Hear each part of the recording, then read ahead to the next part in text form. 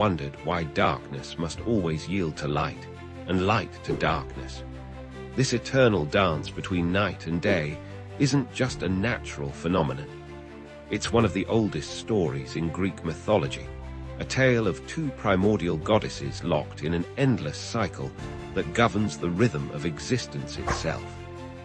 Before there were gods on Mount Olympus, before the earth took shape from formless chaos, there was Nyx, the goddess of night. Born from chaos itself, Nyx emerged as one of the first and most powerful beings in existence. She wasn't simply darkness personified. She was the very essence of mystery, dreams, and the unknown that lurks in shadows. Ancient Greeks imagined Nyx as a figure of extraordinary beauty and terrible power. Draped in dark robes woven from the very fabric of darkness, she would spread her wings across the heavens, bringing the sweet relief of night to the world. Even Zeus, the mighty king of gods, feared to anger Nyx, such was her primordial power, dating back to the very beginning of creation. From the same primordial forces came Hemera, the personification of day. Where Nyx brought darkness, Hemera brought light and clarity. She embodied the brightness of noon, the warmth of sunlight, and the transparency of daylight hours. The Greeks saw her as a radiant figure, her presence dispelling shadows and revealing the world in all its vibrant colors. Together, these two goddesses enacted an endless cycle that would become the very heartbeat of time itself. As the ancient Greeks told it, Nyx and Hemera shared a great house at the edge of the world, but they could never dwell there together.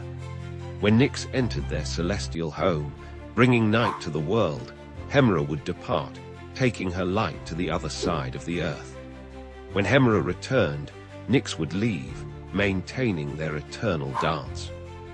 This perpetual exchange wasn't seen as a conflict, but rather a necessary balance.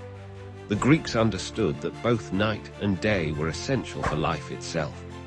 During Hemera's reign, humans would work, build, and thrive in the revealing light of day. But it was during Nyx's dominion that dreams would come, rest would restore, and the mysteries of existence could be contemplated in the velvet darkness.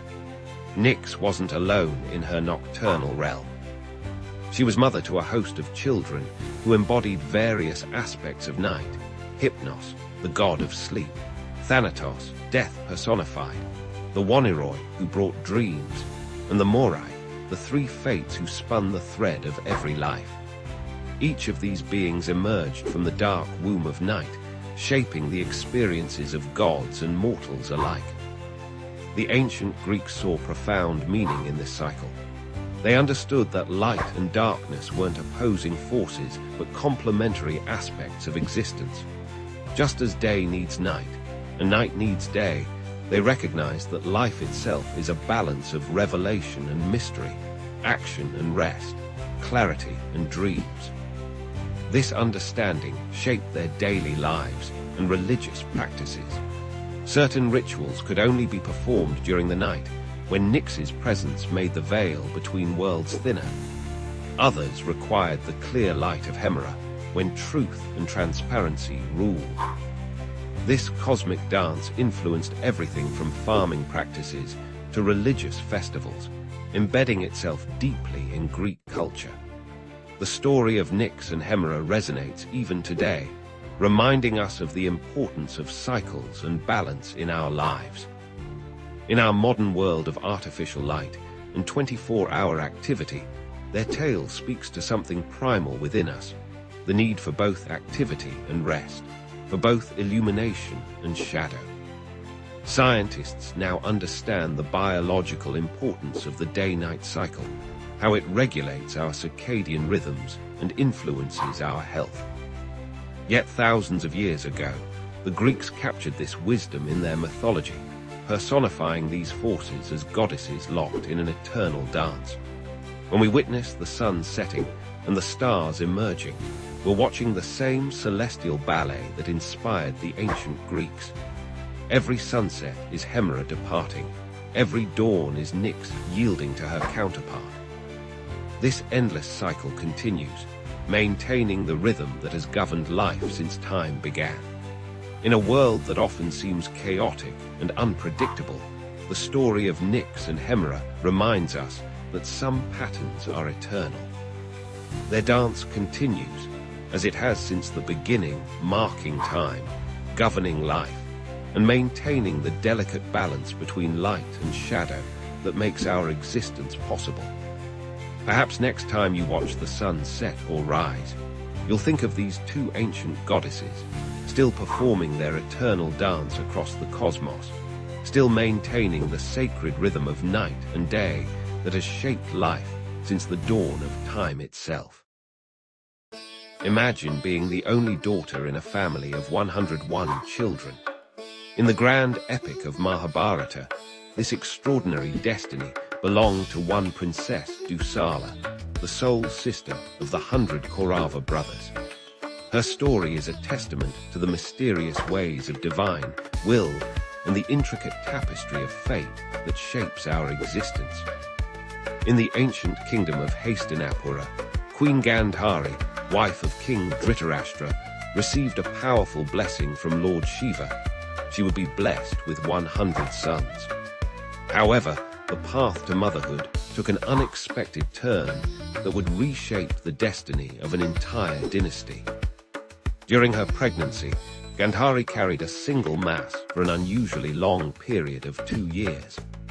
Growing impatient and disturbed by news of Kunti's firstborn son, she struck her womb in frustration.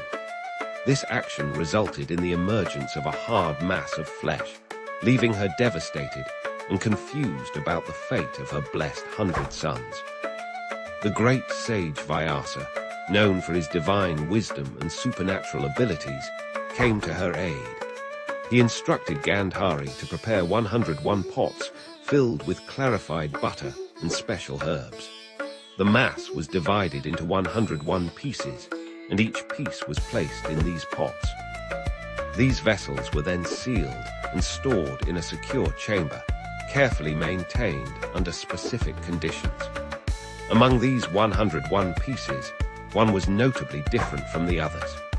This piece would eventually develop into Dusala, marking her unique position as the only daughter among the 100 Kaurava brothers.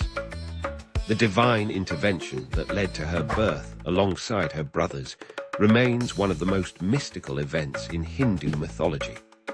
As time passed, the first to emerge from these pots was Duryodhana, the eldest of the Kauravas. Following him came his 99 brothers, and finally, Dusala emerged, a princess whose destiny would be intertwined with both glory and tragedy. Her birth was celebrated throughout the kingdom, seen as a beautiful balance to the overwhelming masculine energy of her 100 brothers. Growing up in the royal palace of Hastinapura, Dusala's life was anything but ordinary. While her brothers engaged in warfare training and political education, she developed her own unique perspective on the unfolding events around her. Being the only daughter, she was deeply cherished by her parents and brothers, particularly Duryodhana, who showed her special affection. Dusala's life took a significant turn when she was married to Jayadratha, the king of Sindhu. This alliance was strategic, aimed at strengthening the political ties between Hastinapura and Sindhu. However, this marriage would later play a crucial role in the Great War of Kurukshetra, where the actions of her husband would have far-reaching consequences. The complexity of Dusala's position became evident during the Great War. She found herself torn between loyalty to her brothers and the reality of the conflict that engulfed her family. Her husband Jayadratha became a key figure in the war, particularly in the events leading to the death of Abhimanyu, Arjuna's son. Through all the turmoil, Dusala maintained her dignity and strength. When most of her brothers fell in the war, and her husband met his fate at the hands of Arjuna, she faced these tragedies with remarkable resilience. Her story teaches us about the strength required to maintain one's dharma in the face of overwhelming odds. In Hindu philosophy, Dusala's birth and life represent the concept of divine balance. In a family dominated by masculine energy, she brought the essential feminine presence that completed the cosmic harmony. Her existence reminds us that in the grand design of the universe, every soul has a unique purpose and role to play. The significance of Dusala's story extends beyond the boundaries of the Mahabharata. She symbolizes the importance of maintaining one's identity and dignity even in the most challenging circumstances. Her life teaches us about the complexity of family bonds, the weight of destiny, and the strength required to navigate through the storms of life. In modern context, Dusala's story resonates with themes of individuality, family dynamics, and the challenge of maintaining one's principles in complex situations. Her unique position as the only daughter among 100 brothers offers valuable insights into handling exceptional circumstances with grace and courage. As we reflect on Dusala's story, we learn that being different is not a weakness, but a source of unique strength. In a world that often demands conformity, her tale reminds us that our unique position in life, no matter how challenging, serves a greater purpose in the cosmic order of things. The story of Dusala, the princess among warriors, continues to inspire and teach us about the delicate balance between destiny and free will, between family duty and personal truth, and between the masculine and feminine energies that govern our universe. Imagine a world where dragons command the seas, where mirrors hold divine powers, and where every tree and stone pulses with sacred energy. This is the realm of Japanese mythology, where reality and magic dance together in an eternal embrace, shaping a culture that continues to captivate our imagination today. In the beginning, there was only chaos, a formless void where heaven and earth were one. From this primordial soup emerged the first deities, the kami, who would shape the world we know. As their celestial spear stirred the cosmic waters, the first drops that fell became the Japanese archipelago, a divine creation that would become the stage for countless mythological tales. At the heart of Japanese mythology stands Amaterasu, the radiant sun goddess. Born from the left eye of the creator deity Izanagi, she rules the heavens with grace and power. But even gods face struggles, as shown in the famous tale of her retreat into a cave. When her brother Susanoo, the storm god, wreaked havoc in her heavenly domain, Amaterasu withdrew into a cave, plunging the world into darkness. Only through the clever plan of other deities, involving a mirror, jewels, and a sacred dance, was she finally lured out, returning light to the world. The relationship between gods and humans in Japanese mythology is uniquely intimate. Unlike the distant deities of other cultures, the kami exist in everything around us, in mountains, rivers, trees, and even everyday objects. This belief system, known as Shinto, teaches that the divine is not separate from nature, but is nature itself. Every rustle of leaves could be the whisper of a forest spirit, every unexpected event the work of unseen forces. Japanese mythology teems with supernatural creatures known as yokai. These beings range from the mischievous to the malevolent, from the shape-shifting kitsune fox spirits to the mysterious kappa water imps. The terrifying Oni demons and the ethereal Tengu mountain spirits populate tales that have been passed down through generations, serving as both entertainment and moral instruction. One of the most beloved figures in Japanese mythology is Inari, the deity of fertility, rice, and prosperity. Accompanied by white fox messengers, Inari's shrines dot the Japanese landscape, marked by distinctive red torii gates. These foxes, believed to possess powerful magic, can transform into human form, leading to countless tales of mystery and deception. The imperial family of Japan traces its lineage directly to the gods through Ninigi, grandson of Amaterasu.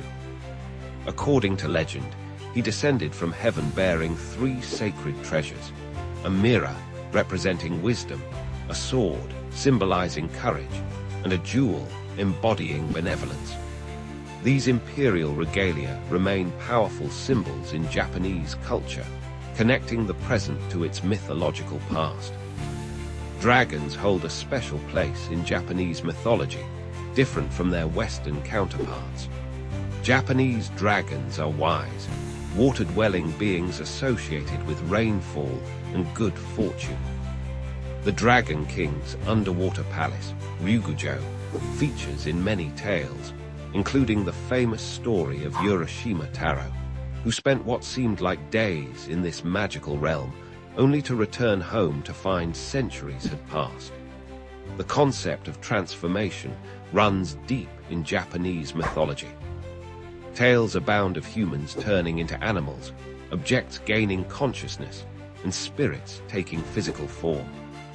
The story of the crane wife, where a grateful crane transforms into a beautiful woman to marry her rescuer, reflects the Japanese belief in the fluid boundaries between the natural and supernatural worlds. Modern Japan still pulses with these ancient beliefs. Shinto shrines and Buddhist temples stand amid gleaming skyscrapers. People still observe traditions rooted in mythology, from New Year's visits to shrines to seasonal festivals honoring local kami. Contemporary anime and manga draw heavily from these ancient tales, reimagining gods and yokai for new generations. The influence of Japanese mythology extends far beyond Japan's shores. Its unique aesthetic and philosophical elements have inspired countless works of art, literature, and entertainment worldwide. The emphasis on harmony between humans and nature, the respect for unseen forces, and the belief in transformation and renewal continue to resonate in our modern world. These myths remind us that the extraordinary lies within the ordinary, that divinity can be found in the simplest aspects of nature, and that the line between the magical and the mundane is thinner than we might think. In a world increasingly dominated by technology and rationality, Japanese mythology offers an enchanting alternative perspective. One where every sunrise is the work of Amaterasu, where every unexplained occurrence might be the doing of a playful yokai, and where the sacred still dwells in the everyday world around us. Did you know that one of the most common misconceptions in mythology is thinking Thor belongs to Greek legends? While Marvel movies have made Thor a household name, this powerful god of thunder actually hails from Norse mythology, the rich tapestry of stories from ancient Scandinavia. Let's explore the true origins of this fascinating deity and discover why he's captured imaginations for over 1,000 years. Have you ever wondered what it would be like to command lightning itself, to hold the power of storms in your hands? For the ancient Norse people, one god embodied this awesome force of nature: Thor, the mighty thunderer, protector of both gods and humans alike. In the cold, harsh realms of the Norse cosmos, Thor stands as one of the most beloved and powerful of all the gods. Son of Odin, the All-Father, and Jörð, the Earth Goddess, Thor emerged as the defender of Asgard and Midgard, our earthly realm. With his flowing red hair, mighty beard, and fierce eyes, Thor cuts an imposing figure that has captured imaginations for over 1,000 years. But what truly sets Thor apart is his legendary weapon, Mjolnir, the hammer that can level mountains and summon devastating storms. This remarkable instrument wasn't just any magical tool. Forged by master dwarven craftsmen in the heart of their underground realm, Mjolnir was made from magical metals and imbued with powers beyond mortal comprehension. Only those worthy of its power can lift it, and in Thor's hands, it becomes an unstoppable force of justice. Thor's role in Norse mythology goes far beyond simply being a warrior god. He represents the protector of order against chaos, the defender of civilization against the forces that threaten to destroy it. When thunder rolls across the sky, the ancient Norse people would say that Thor rides his chariot, pulled by two magical goats named Tangrisnir and Tangjosta, whose hooves create lightning as they race through the heavens.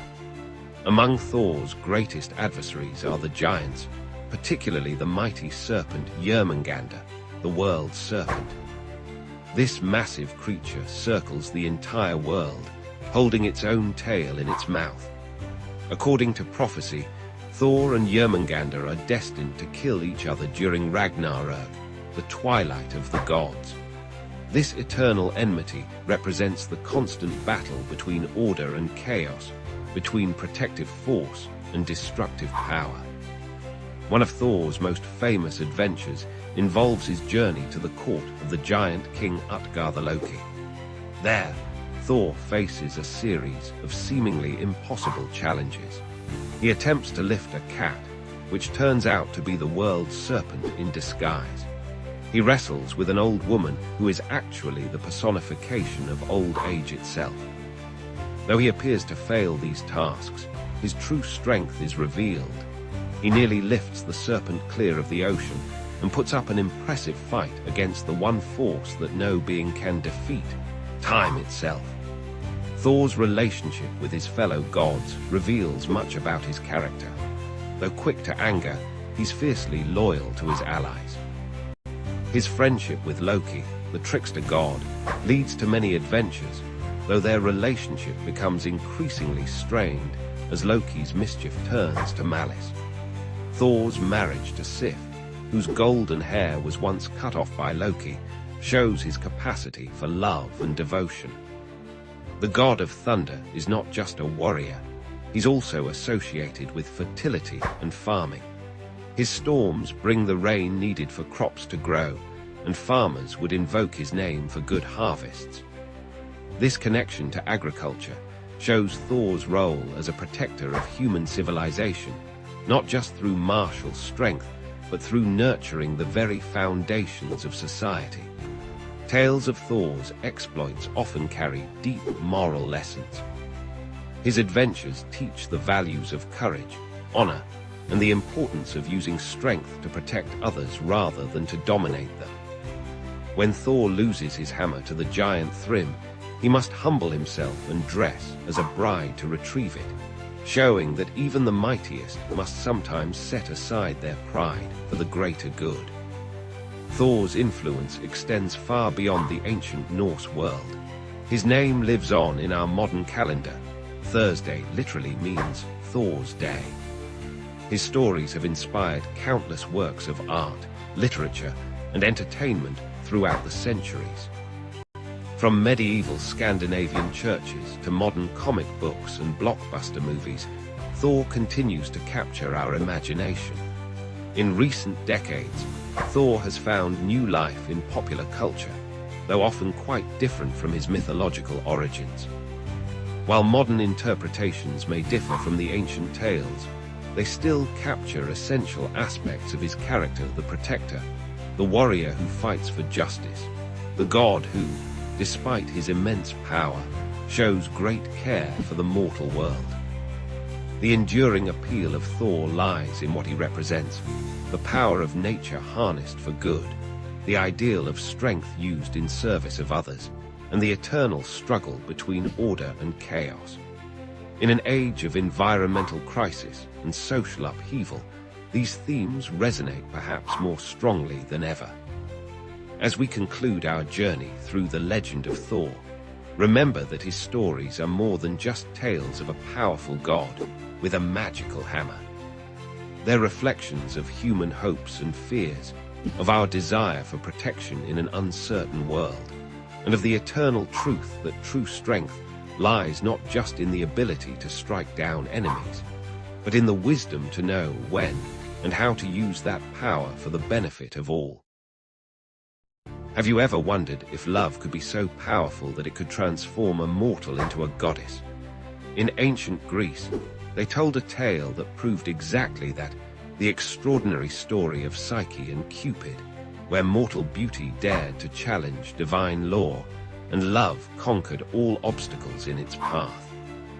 In a distant Greek kingdom, there lived a princess named Psyche, whose beauty was so breathtaking that people began worshipping her instead of Venus, the goddess of love and beauty.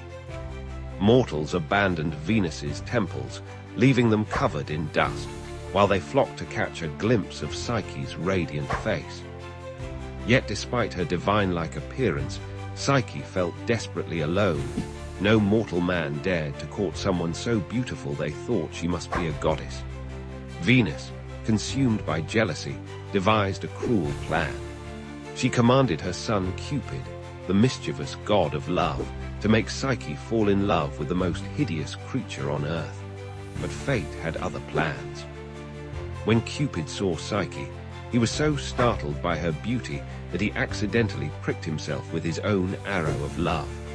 In that instant, the god of love himself fell hopelessly in love with the mortal princess. Concerned by their daughter's lack of suitors, Psyche's parents consulted an oracle of Apollo. The oracle's response was devastating. Psyche was to be left on a mountain where a terrible monster would claim her as his bride. With heavy hearts, they followed the oracle's command. But instead of a monster, the gentle west wind carried Psyche to a magnificent palace floating among the clouds. In this magical palace, invisible servants attended to Psyche's every need.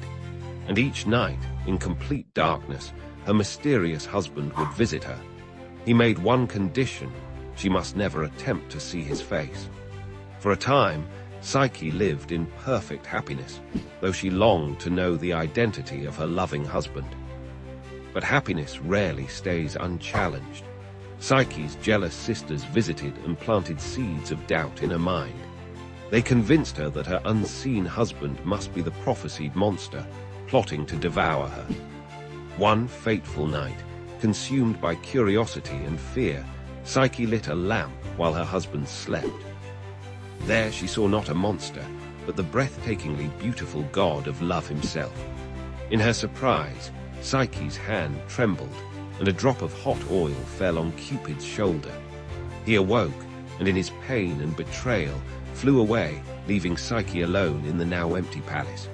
The magical servants vanished, and the beautiful home crumbled to dust around her. But Psyche refused to accept defeat. If love could transform a god into a gentle husband, perhaps it could transform a mortal into someone worthy of divine love. Thus began Psyche's impossible quest to win back Cupid's love. Venus, still burning with jealousy, set 4 seemingly impossible tasks for the mortal girl.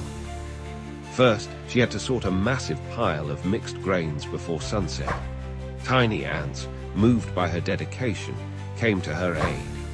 Next, she had to gather golden wool from violent, deadly sheep. A river reed whispered the secret of collecting wool caught in brambles instead. The third task required collecting water from the source of the river Styx, where dragons guarded the treacherous cliffs. Jupiter's eagle himself helped her complete this task, but the final challenge seemed truly impossible. Venus demanded Psyche journey to the underworld itself to bring back a portion of Prosperna's beauty in a box. Guided by a mysterious voice, Psyche navigated the dangers of the underworld.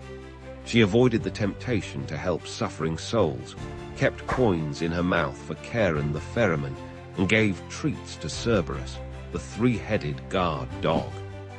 Yet after successfully completing her mission, curiosity once again got the better of her. Psyche opened the box, hoping to take a tiny bit of divine beauty for herself. But the box contained no beauty. Instead, it held the sleep of the dead.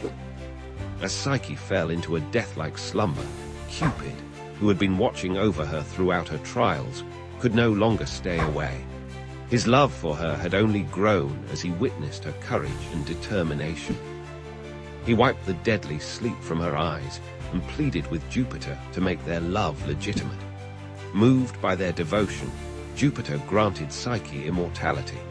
Even Venus, seeing how far a mortal would go for love, finally accepted their union. Psyche became the goddess of the soul, and her marriage to Cupid was celebrated with a grand feast on Mount Olympus. Their daughter was named Volupta's pleasure, symbolizing the union of love and the soul. This timeless tale reminds us that true love requires more than just physical beauty. It demands trust, courage, and perseverance. Psyche's journey from mortal to goddess shows us that love has the power to transform not just our circumstances, but our very being. Her story has inspired countless artists and writers throughout history, from ancient Roman frescoes to Renaissance paintings, and continues to captivate audiences today. In the end, Psyche and Cupid's story teaches us that the greatest obstacles to love often come from our own doubts and fears. Yet when we face these challenges with determination and faith, even the impossible becomes possible. After all, isn't that what love is all about? Believing in something greater than ourselves, even when the gods themselves seem to stand in our way. Have you ever wondered what happens when two ancient Greek gods clash over the mastery of nature itself? Imagine waves as tall as mountains crashing against the shores of Greece, while a goddess stands resolute against their fury. This is the tale of how Athene, goddess of wisdom and strategic warfare, proved her divine might against Poseidon, the temperamental ruler of the seas. In the golden age of ancient Greece, when gods walked freely among mortals, the realms of divine power were clearly defined. Poseidon commanded the vast oceans, his trident stirring up storms that could shatter coastlines. Athene, born from Zeus's head fully grown and armed, governed wisdom, strategic warfare, and the practical arts of civilization. Yet sometimes, even the most established boundaries between divine powers were tested. The conflict began when sailors and coastal dwellers increasingly turned to Athene for protection during their maritime ventures. They had grown weary of Poseidon's unpredictable nature, his tendency to wreck ships on a whim, and his storms that devoured entire fleets. These mortals recognized that Athene's gift of wisdom might offer a safer passage across the treacherous seas than Poseidon's volatile favors. Poseidon, his pride wounded by this shift in mortal allegiance, unleashed his fury upon the Mediterranean. Waves rose like liquid mountains, storms darkened skies that had never known such darkness, and the seas churned with unprecedented violence. His message was clear. No other deity, not even Zeus's favorite daughter, could challenge his dominion over the waters. Athene watched from Mount Olympus as coastal cities suffered and trade routes became impassable. Unlike her impulsive uncle, she understood that true power lay not in destruction, but in mastery and control. She knew she must act, not just to protect her mortal followers, but to demonstrate that wisdom could tame even the wildest forces of nature. One stormy morning, Athene descended to Cape Saunian, where one of her most sacred temples stood overlooking Poseidon's domain. The sea god had whipped the waters into a frenzy, creating waves that threatened to devour the very cliffs upon which her temple was built. As lightning split the sky and thunder shook the earth, Athene raised her spear. Instead of meeting force with force, Athene employed her legendary strategic mind. She began by understanding the patterns within Poseidon's chaos, the rhythms hidden in the storm's rage. With each wave that crashed against the cliffs, she learned more about the nature of the sea itself. This was not just a battle of power, but a lesson in the superiority of wisdom over raw strength. Drawing upon her divine knowledge, Athene started to impose order upon chaos. She moved her spear in precise patterns, each gesture calculated to affect the water's movement. Gradually, the massive waves began to respond to her influence. Where Poseidon created turbulence, Athene introduced harmony. The water's surface, which had been a violent maelstrom moments before, slowly transformed into organized patterns. Poseidon, sensing the change in his domain, emerged from the depths in a chariot pulled by magnificent hippocampi. His expression betrayed both anger and disbelief as he watched Athene tame his wild seas. He raised his trident, attempting to reassert his dominion, but found that Athene's calculated influence could not be easily undone. The goddess demonstrated that true mastery comes not from the ability to create chaos, but from the wisdom to understand and guide natural forces. Under her influence, the waves began to dance in rhythmic patterns, creating a display of both power and beauty. Ships that had been tossing helplessly in the storm found themselves guided safely to harbor by these newly organized currents. This display of divine wisdom over brute force drew the attention of the other Olympians. Zeus himself appeared in the storm clouds above, observing the contest between his daughter and his brother. Even he had not expected Athene to demonstrate such masterful control over another god's domain. Poseidon, though his pride was wounded, could not deny the elegance of Athene's solution. She had not sought to strip him of his power over the seas, but had instead shown how wisdom could work in harmony with natural forces. This lesson resonated deeply with the ancient Greeks, who saw in it a reflection of their own struggles to build civilization in harmony with nature's power. The aftermath of this divine demonstration changed how mortals viewed their relationship with the sea. They learned that respect for Poseidon's power, combined with Athene's wisdom, offered the best protection during maritime ventures. Sailors began to pray to both deities, seeking Poseidon's favor for calm waters, while asking Athene for the wisdom to navigate them safely. This story, passed down through generations, teaches us that true power lies not in the ability to destroy, but in the wisdom to understand and guide. It reminds us that even the most turbulent forces in our lives can be mastered through knowledge, strategy, and patient understanding. Just as Athene proved that wisdom could calm the mightiest waves, we too can face our challenges not with brute force, but with thoughtful determination and strategic thinking. The temples at Cape Saunian still stand today, monuments to both Athene and Poseidon, reminding visitors of this ancient lesson in the triumph of wisdom over chaos. In their weathered columns, we can still feel the echo of that divine contest, where a goddess of wisdom proved that understanding nature's power is greater than merely wielding it. Have you ever wondered what it would be like to wield the power of lightning, command the seas, or rule the underworld? For the ancient Greeks, these weren't just flights of fancy. They were the very real powers of their gods and goddesses, beings who controlled every aspect of their world and still captivate our imagination today. Before there were gods, there was chaos. From this primordial void emerged the first divine beings, including Gaia, Mother Earth herself, and Uranos, the sky. Their children, the Titans, ruled the world until a new generation of gods, led by Zeus, rose to challenge them in an epic war that shook the foundations of the cosmos. After their victory, Zeus and his siblings divided the world among themselves. Zeus claimed the heavens and became the king of gods, wielding his mighty thunderbolt to maintain order. His brother Poseidon took dominion over the seas, commanding storms and earthquakes with his legendary trident. The third brother, Hades, was given the underworld, where he ruled over the souls of the departed. But the Olympian pantheon was far more than just these three powerful brothers.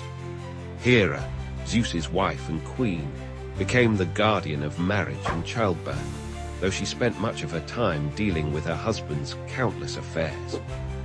Athene, who sprang fully grown from Zeus's head, embodied wisdom and strategic warfare, becoming the patron goddess of Athens and a champion of heroes.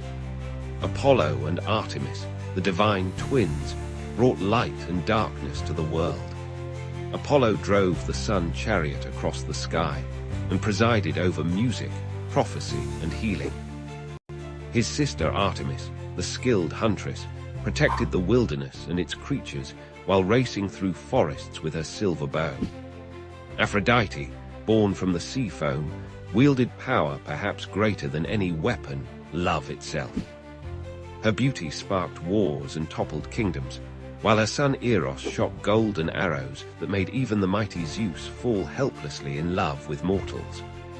Ares, the god of war, reveled in battle and bloodshed, while Hephaestus, the divine craftsman, created wonders in his volcanic forge, including Zeus's thunderbolts and Achilles' famous armor. Hermes, the swift messenger of the gods, guided travelers and souls alike with his winged sandals, while also moonlighting as the patron of merchants and thieves. These gods were far from perfect. They displayed very human flaws: jealousy, pride, anger, and desire. Zeus's numerous affairs drove Hera to fits of vengeful rage. Apollo's pride led him to flay alive a satyr who dared challenge him to a musical contest. Aphrodite's vanity sparked the Trojan War when she claimed to be the most beautiful goddess. The gods frequently meddled in human affairs, sometimes helping, sometimes hindering. They blessed their favorites with extraordinary gifts and cursed their enemies with terrible fates. Athene guided Odysseus home from Troy, while Poseidon tried to destroy him. Apollo granted Cassandra the gift of prophecy, but cursed her so no one would believe her predictions. Their temples dotted the ancient landscape, from the magnificent Parthenon in Athens to the Oracle of Delphi, where Apollo's priestess delivered mysterious prophecies. People offered sacrifices, held festivals, and competed in athletic games to honor these divine beings, believing their favor could mean the difference between prosperity and ruin. The influence of these gods extends far beyond ancient Greece. Their stories have inspired countless works of art, from Renaissance paintings to modern novels and blockbuster movies. Their names grace our planets, chemical elements, and spacecraft. Their symbols and attributes still appear in corporate logos and government seals. But perhaps most importantly, these gods and goddesses represent timeless aspects of human nature and experience. Zeus represents authority and justice, but also the corruption of power. Aphrodite embodies love's ability to create or destroy. Athene shows how wisdom and strength can coexist. Their stories help us understand our own struggles with power, love, destiny, and mortality. The Greek gods remind us that even immortal beings aren't immune to the complexities of existence. They teach us that great power comes with great responsibility and often great temptation.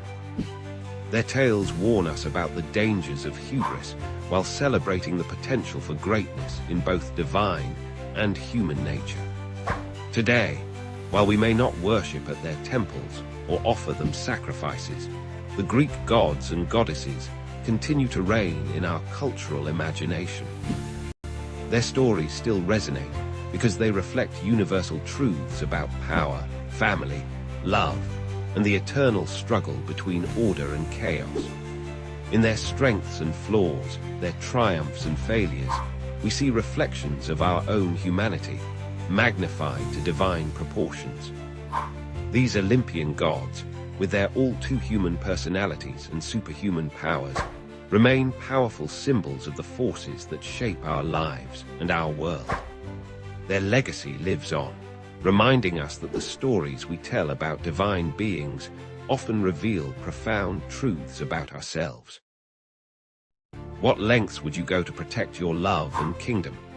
In ancient Greece, one remarkable queen's answer to this question became legendary, as she employed wit and wisdom to outmaneuver an army of suitors who threatened everything she held dear. In the grand palace of Ithaca, Queen Penelope faced a crisis that would test both her loyalty and cleverness. Her husband, the legendary King Odysseus, had been absent for nearly 20 years. First, he'd gone to fight in the Trojan War, and then, due to the gods' interference, his journey home became an epic odyssey of its own. While tales of his adventures spread across the Mediterranean, Penelope's own story of resilience unfolded within the walls of their palace. As years passed without word from Odysseus, noble families from across Greece became convinced the king must surely be dead. More than 100 suitors descended upon Ithaca, each hoping to marry Penelope and claim the throne. These men weren't merely persistent, they were parasites, making themselves at home in the palace, feasting daily on the kingdom's resources and depleting the royal wealth that rightfully belonged to Penelope's son, Telemachus. But Penelope, blessed with intelligence that rivaled her husband's legendary cunning, refused to be forced into a marriage she didn't want. Yet she couldn't simply reject the suitors outright. Doing so might provoke them into violence, endangering both her life and her son's claim to the throne. She needed a strategy that would buy her time while maintaining the delicate balance of power. That's when Penelope devised one of the most brilliant deceptions in Greek mythology. She announced to the suitors that she would choose a new husband, but only after she completed weaving a funeral shroud for Odysseus's elderly father, Laertes. This was a perfectly reasonable request. Preparing burial clothes for family members was a traditional duty of Greek noblewomen. The suitors could hardly object to such a pious act without revealing their true, dishonorable intentions.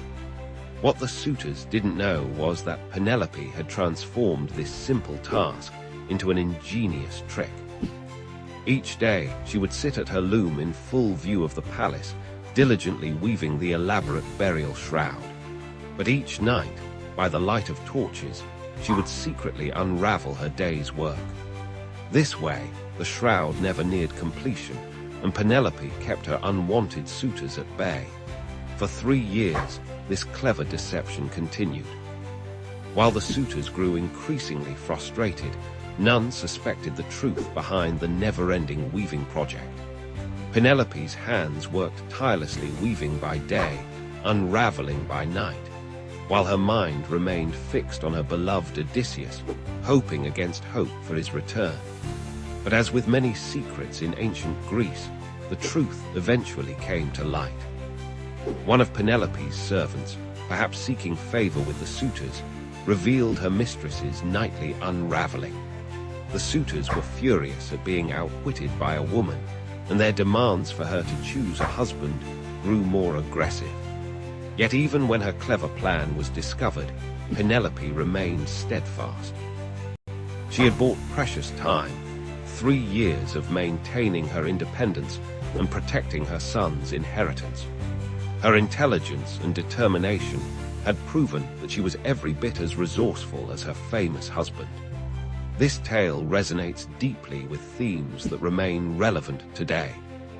It speaks to the power of intellectual resistance against brute force, the strength found in quiet determination, and the importance of staying true to one's principles even when faced with overwhelming pressure.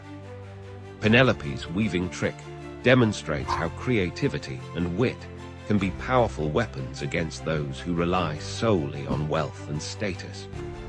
The story also challenges traditional gender roles in ancient Greek society.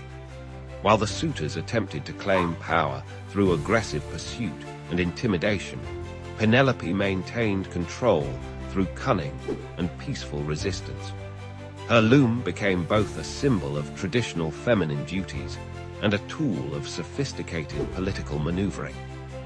In Greek art and literature, Penelope's weaving has become a powerful metaphor for loyalty, patience, and clever resistance. Countless ancient vases depict her at her loom, and her story has inspired artists and writers for over 2 millennia.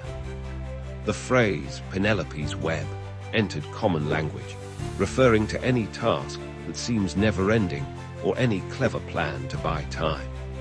What makes Penelope's story particularly compelling is that she didn't need divine intervention or magical powers to overcome her challenges. Unlike many Greek myths where gods and monsters dominate the narrative, Penelope relied entirely on her own intelligence and determination. She proved that sometimes the greatest power lies not in physical strength or divine favor, but in the quiet persistence of human ingenuity.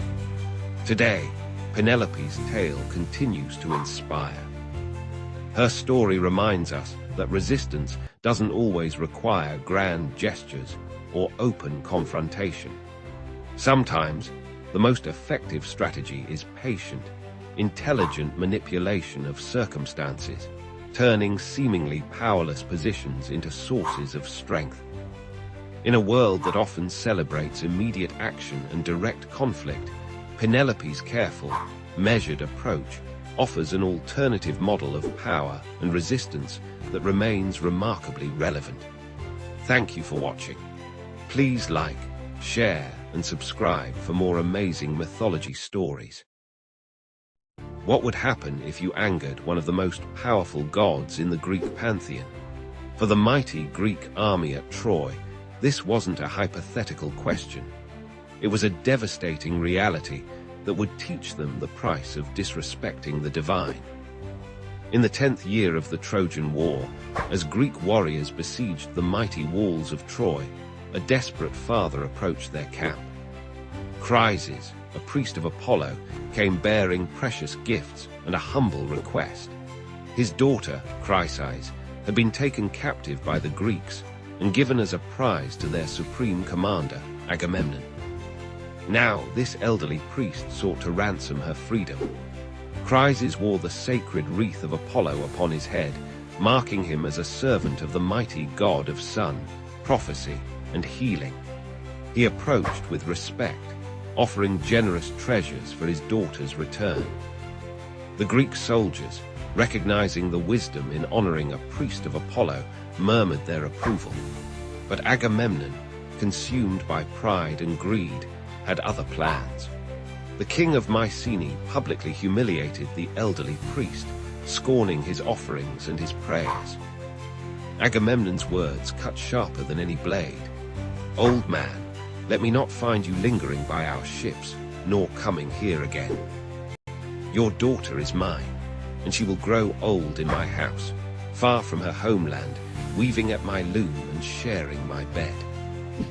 As Chryses trudged away along the shore, his heart heavy with grief and shame, he raised his hands to Apollo, his divine patron. His prayer would set in motion a chain of events that would devastate the Greek army. "Hear me, Lord of the silver bow, protector of cries. If I have ever pleased you with burnt offerings or holy rites, grant my prayer. Let your arrows rain down upon the Greeks and make them pay for my tears." High on Mount Olympus, Apollo heard his priest's desperate plea. The god's wrath kindled like a raging wildfire. Known for both healing and destruction, Apollo could bring either gentle warmth or scorching death. Now he chose the latter. Descending from Olympus, his silver bow gleaming in the darkness, Apollo took aim at the Greek camp. For 9 days, the god's arrows rained death upon the Greeks. But these were no ordinary arrows. Each shaft carried invisible plagues that spread through the army like wildfire. First, the arrows found the camp's dogs and mules, then turned their deadly aim toward the soldiers themselves. Funeral pyres burned day and night, their smoke rising thick and black against the Mediterranean sky. The mighty Greek army, undefeated in battle, now fell before an invisible enemy they couldn't fight with swords or spears. Men who had survived countless battles succumbed to burning fevers and painful deaths. The plague showed no mercy, claiming both common soldiers and noble warriors alike. The beach, once filled with the sounds of military preparations, now echoed with the groans of the dying. On the 10th day, as bodies continue to pile up, Achilles, greatest of the Greek warriors, called an assembly. He knew this catastrophe was no natural occurrence. It bore the unmistakable mark of divine punishment. The hero demanded answers from Calchas, their most trusted seer, who could interpret the will of the gods. Calchas revealed the truth. Apollo's wrath had been kindled by Agamemnon's treatment of Chryses. The only way to end the plague was to return Chryses to her father, along with proper offerings and sincere apologies to both the priest and the god. But Agamemnon, even in the face of his army's decimation, initially refused to yield. This crisis revealed a crucial lesson about Greek beliefs. The gods were not distant, uninvolved beings, but active participants in human affairs. Disrespect toward their representatives, in this case, Apollo's priest, brought swift and terrible consequences. The Greeks believed that maintaining proper relationships with the gods through respect, sacrifice, and humility was essential for survival. Eventually, faced with the complete destruction of his army, Agamemnon relented. Chryses was returned to her father with gifts and offerings to Apollo. Chryses, showing the mercy his king had lacked, prayed again to Apollo, this time for the plague to end. The god, satisfied that his priest's honor had been restored, lifted his deadly curse from the Greek camp. This story, preserved in the opening books of Homer's Iliad, resonated deeply with ancient Greeks and continues to captivate us today. It speaks to universal themes: the danger of hubris, the importance of respect for the sacred, and the terrible price of pride. It reminds us that even the mightiest can be brought low when they forget their place in the cosmic order. The tale of Apollo's plague arrows has influenced countless works of art and literature throughout history. From Renaissance paintings depicting Apollo with his silver bow, to modern retellings that draw parallels with contemporary epidemics, this myth continues to remind us of the complex relationship between divine power and human responsibility. In the end, this ancient story teaches us that true strength lies not in unbridled pride or absolute power, but in wisdom, respect, and the ability to acknowledge our own limitations. The arrows of Apollo serve as an eternal warning about the consequences of crossing the divine, a lesson written in suffering and sealed with celestial fire. Have you ever wondered why pride comes before a fall?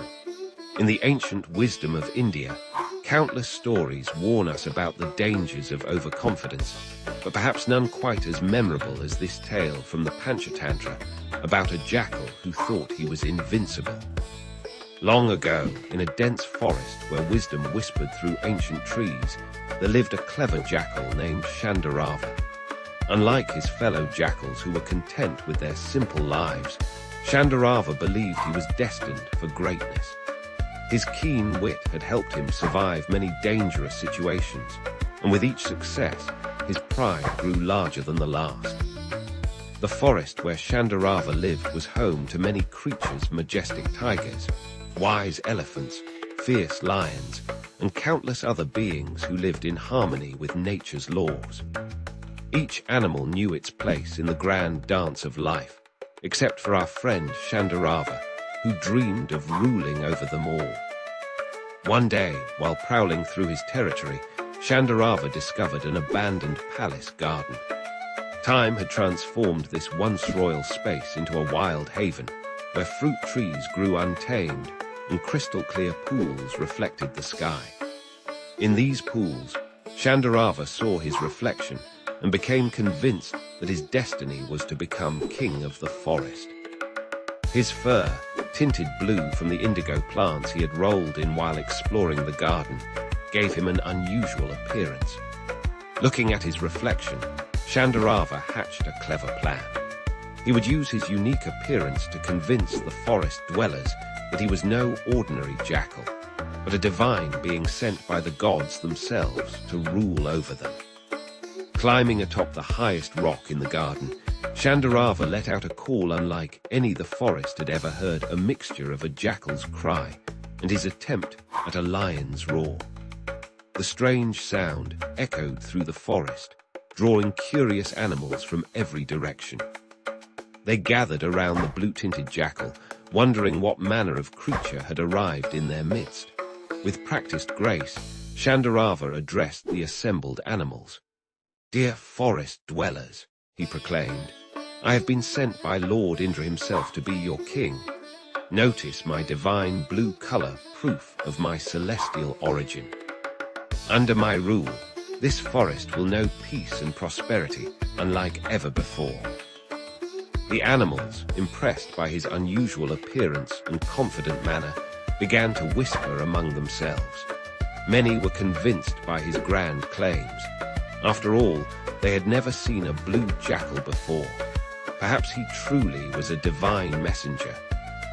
Even the mighty tigers and lions, typically skeptical of such claims, were swayed by Shandarava's commanding presence and eloquent speech. And so began Shandarava's reign as king of the forest. He appointed lions and tigers as his ministers, bears as palace guards, and elephants as his royal carriers. Every day, the animals would bring him the choicest foods and treat him with the utmost respect. Shandarava lived in luxury, forgetting his humble origins as he became more and more convinced of his own magnificence. But fate has a way of humbling those who rise too high on the wings of deception. One evening, as Shandarava sat upon his throne of stones, he heard a familiar sound in the distance, the howling of a pack of jackals. Something stirred deep within him, an primal urge he couldn't resist. Before he could stop himself, Shandarava lifted his head and responded with the natural cry of his species, a long, wavering howl that revealed his true identity to all. The forest fell silent as the truth dawned upon every animal present. The bears, tigers, and lions exchanged knowing looks, their eyes narrowing with anger at having been deceived. The spell was broken. No longer did they see a divine ruler before them, but a common jackal who had dared to rise above his station through trickery. The very animals who had once served him now turned against him, their respect transformed into fury at his deception. Shandarava fled into the night, pursued by the angry creatures he had fooled. His blue color, now fading from the rains, could no longer protect him. He ran until his legs could carry him no further, finally seeking refuge in a forgotten corner of the forest, far from his former kingdom. Alone in his exile, Shandarava learned the harsh wisdom that the Panchatantra teaches us, that true greatness comes not from pretense or pride, but from accepting who we are and living with honesty and humility. His tale reminds us that while cleverness might win temporary success, truth ultimately prevails. This ancient story speaks to us even today, warning against the dangers of excessive pride and the foolishness of pretending to be something we're not. It teaches us that genuine respect cannot be gained through deception, and that our true nature will always reveal itself in the end. In the grand tradition of the Panchatantra, this tale carries layers of wisdom. It shows us how pride can blind us to our limitations, how deception, though initially successful, carries the seeds of its own destruction, and how the universe has a way of restoring natural balance. Remember Shandarava's story when you're tempted to present yourself as something you're not, or when pride begins to cloud your judgment. For in the end, it's better to be an honest jackal than a false king, better to live in truth than rule through lies. Have you ever wondered if trying to avoid your destiny actually leads you straight toward it? In ancient Greece, this paradox wasn't just a philosophical question. It was the heart of countless tragic tales that still resonate with us today. None captures this irony better than the story of Catreus, king of Crete, whose desperate attempt to escape his fate became the very path to fulfilling it. In the sun-drenched palace of Knossos, where the legendary Minotaur once roamed, lived Catreus, the wealthy and powerful king of Crete. As son of Minos, the great lawgiver and grandson of Zeus himself, Catreus seemed blessed by the gods. His kingdom prospered, his children were beautiful, and his name commanded respect throughout the Mediterranean. But in the world of Greek mythology, such fortune often preceded the cruelest twists of fate. One fateful day, Catreus sought the counsel of an oracle, as was common among Greek rulers. The prophecy he received shattered his world. He would meet his death at the hands of one of his own children. In an instant, his blessed life transformed into a nightmare, and the father's heart within him broke at the thought of his own offspring becoming his murderer. Rather than accept this dire prophecy, Catreus decided to fight against fate itself. In his mind, if he could separate himself from his children, the prophecy could never come true. But his solution would set in motion a chain of events that would prove the oracle's words horrifyingly accurate. Catreus had 4 children: Aero, Clymene, Apamosine, and Allthemenes. Each one would play a part in this tragic tale, but it was his son Allthemenes who would ultimately fulfill the prophecy. Upon learning of the oracle's words, Allthemenes, along with his sister Apamosine, voluntarily left Crete for Rhodes, determined to protect their father by putting as much distance between them as possible. Meanwhile, Catreus arranged for his daughter Aero to be sent to distant Argos, where she would later become entangled in another famous tragedy, the curse of the house of Atreus. His other daughter, Clymene, was married off to Nauplius, a renowned navigator. Through these arrangements, Catreus believed he had outsmarted fate itself. His children were scattered across the Greek world, far from Crete and far from any possibility of fulfilling the prophecy. Years passed, and Catreus grew old. The weight of loneliness and separation from his beloved children bore heavily upon him. In his twilight years, he yearned to see his son Allthemenes one last time. Perhaps, he thought, enough time had passed to make the prophecy void. Perhaps the gods would show mercy to an old man seeking reconciliation with his child. So Catreus set sail for Rhodes, his heart full of hope for a reunion with his son. But fate had other plans. When his ship landed on the Rhodian shore at night, local shepherds mistook Catreus and his crew for pirates, a common threat in those waters. They quickly spread the alarm throughout the island. Allthemenes, who had become a respected protector of Rhodes, rushed to defend his adopted home from the supposed pirates.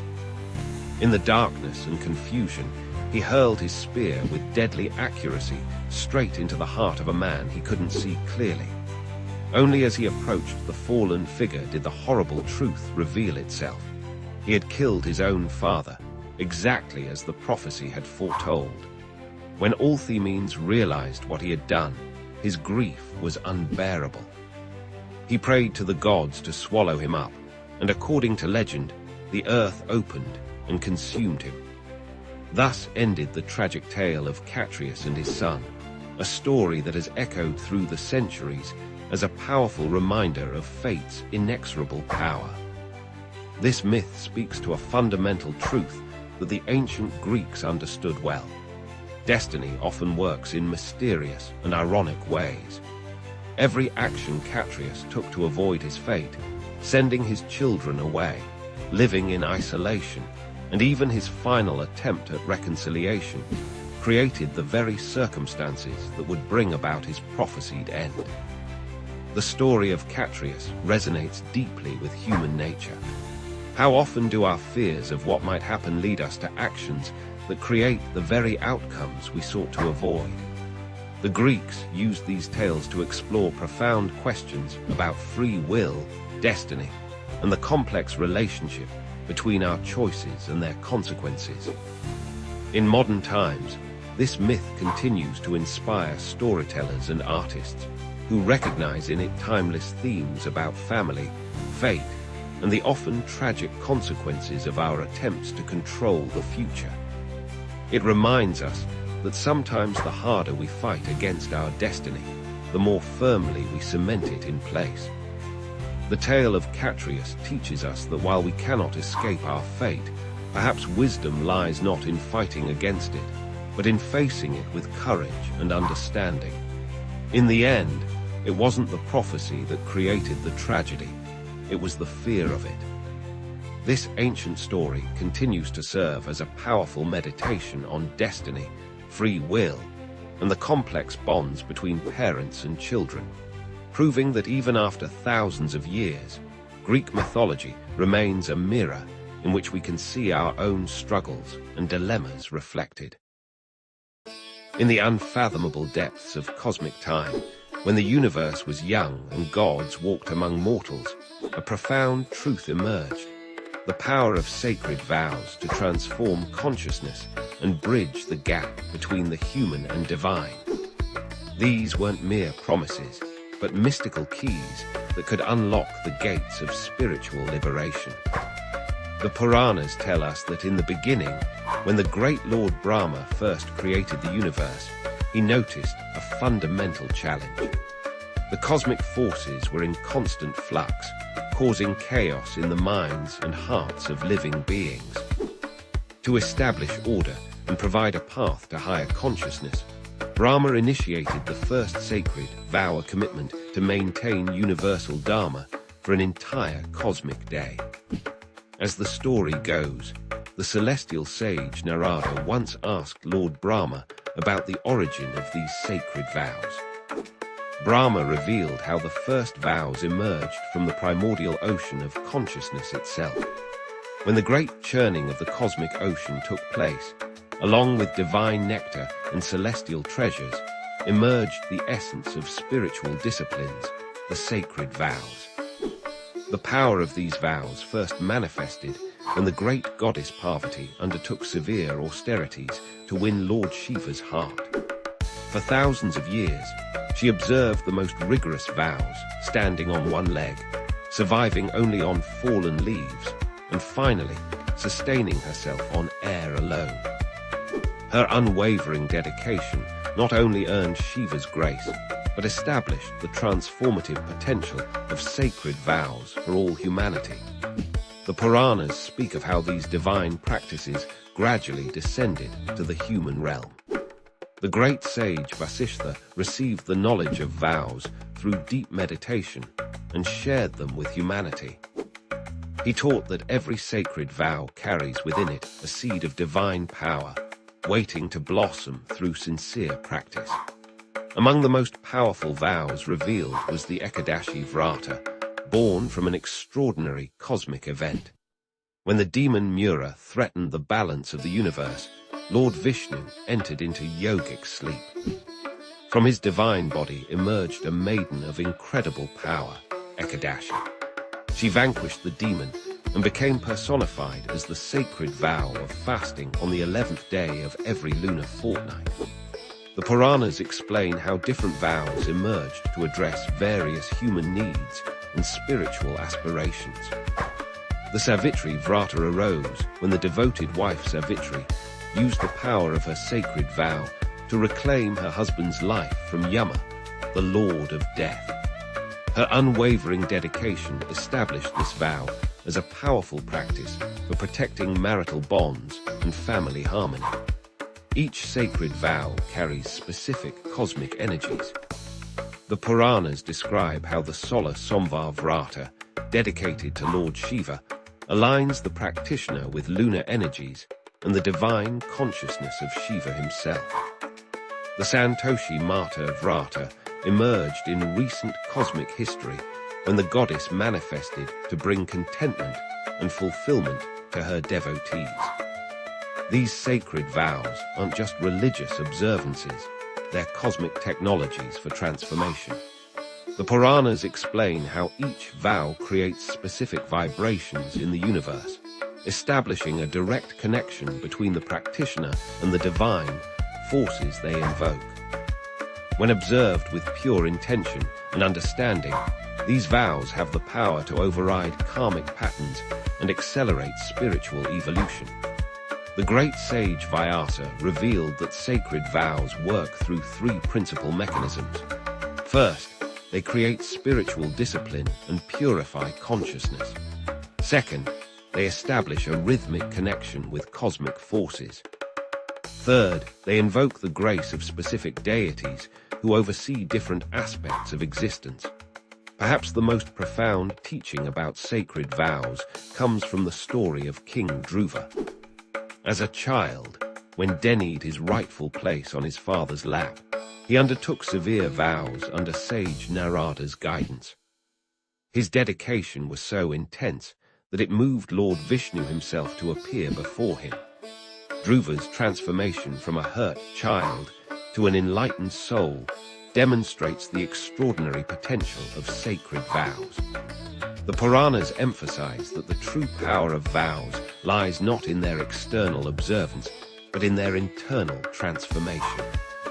Each vow is a sacred contract with the cosmic forces, a promise to align one's life with higher principles.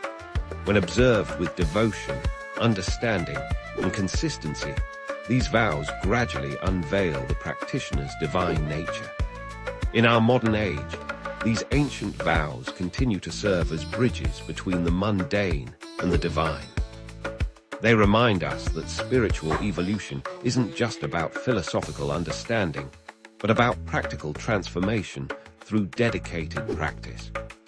Every sincere observation of a sacred vow creates ripples in the cosmic ocean of consciousness, contributing to the universal harmony and individual enlightenment.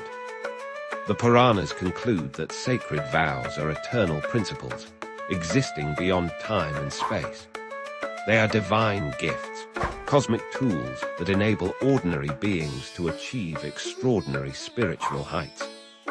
In the great cosmic dance of creation, these vows serve as the subtle threads that weave together human aspiration and divine grace, leading practitioners toward the ultimate goal of self-realization.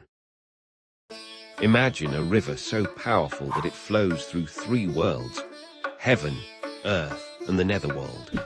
A river whose waters carry not just life, but the very essence of divine grace. This is the story of Ganga, the celestial river that descended from the heavens through Lord Shiva's matted locks to bless our earthly realm. In the celestial realm of Devaloka, Ganga once flowed as a magnificent river of cosmic consciousness, her waters shimmering with divine light. But the story of her earthly descent begins with a king named Sagara and his 60,000 sons. These princes, searching for their father's sacrificial horse, accused an innocent sage of theft.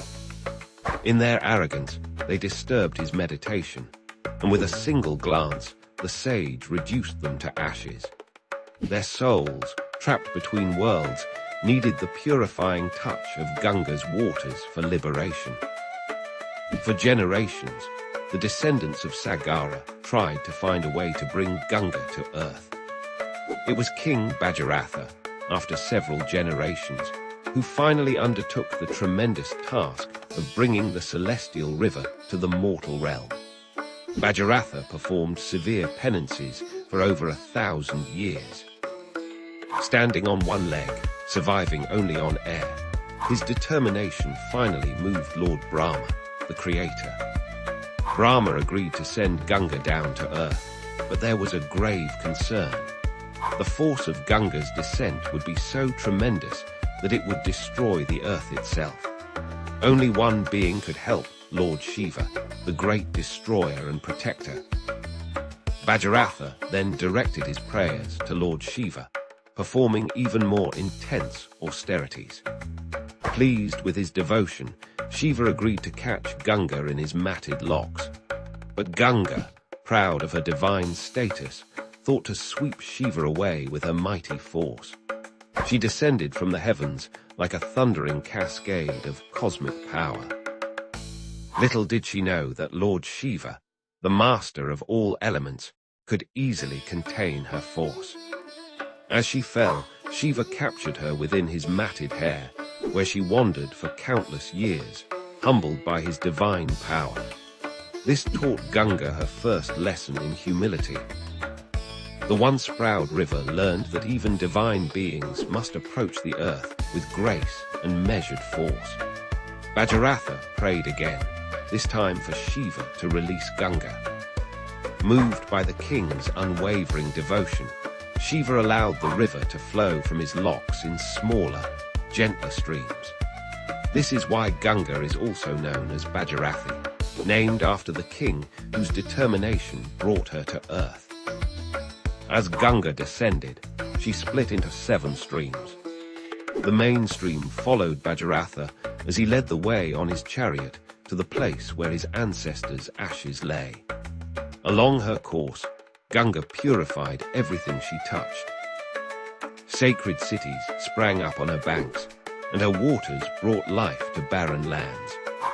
When she finally reached the ashes of Sagara's sons, her divine waters liberated their souls, granting them moksha, or spiritual liberation.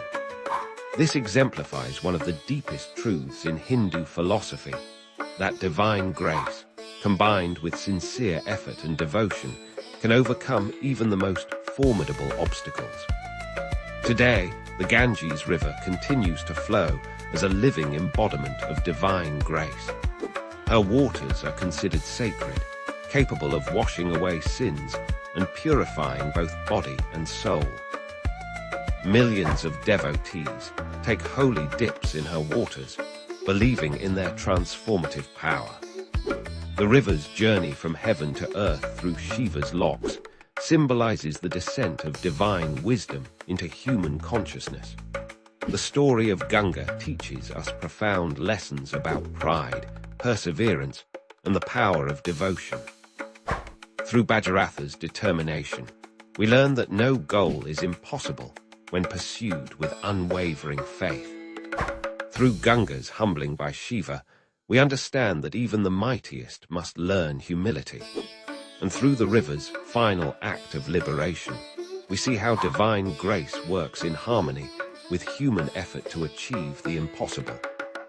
This sacred river reminds us that divinity flows through every aspect of creation, connecting heaven and earth, the spiritual and the material.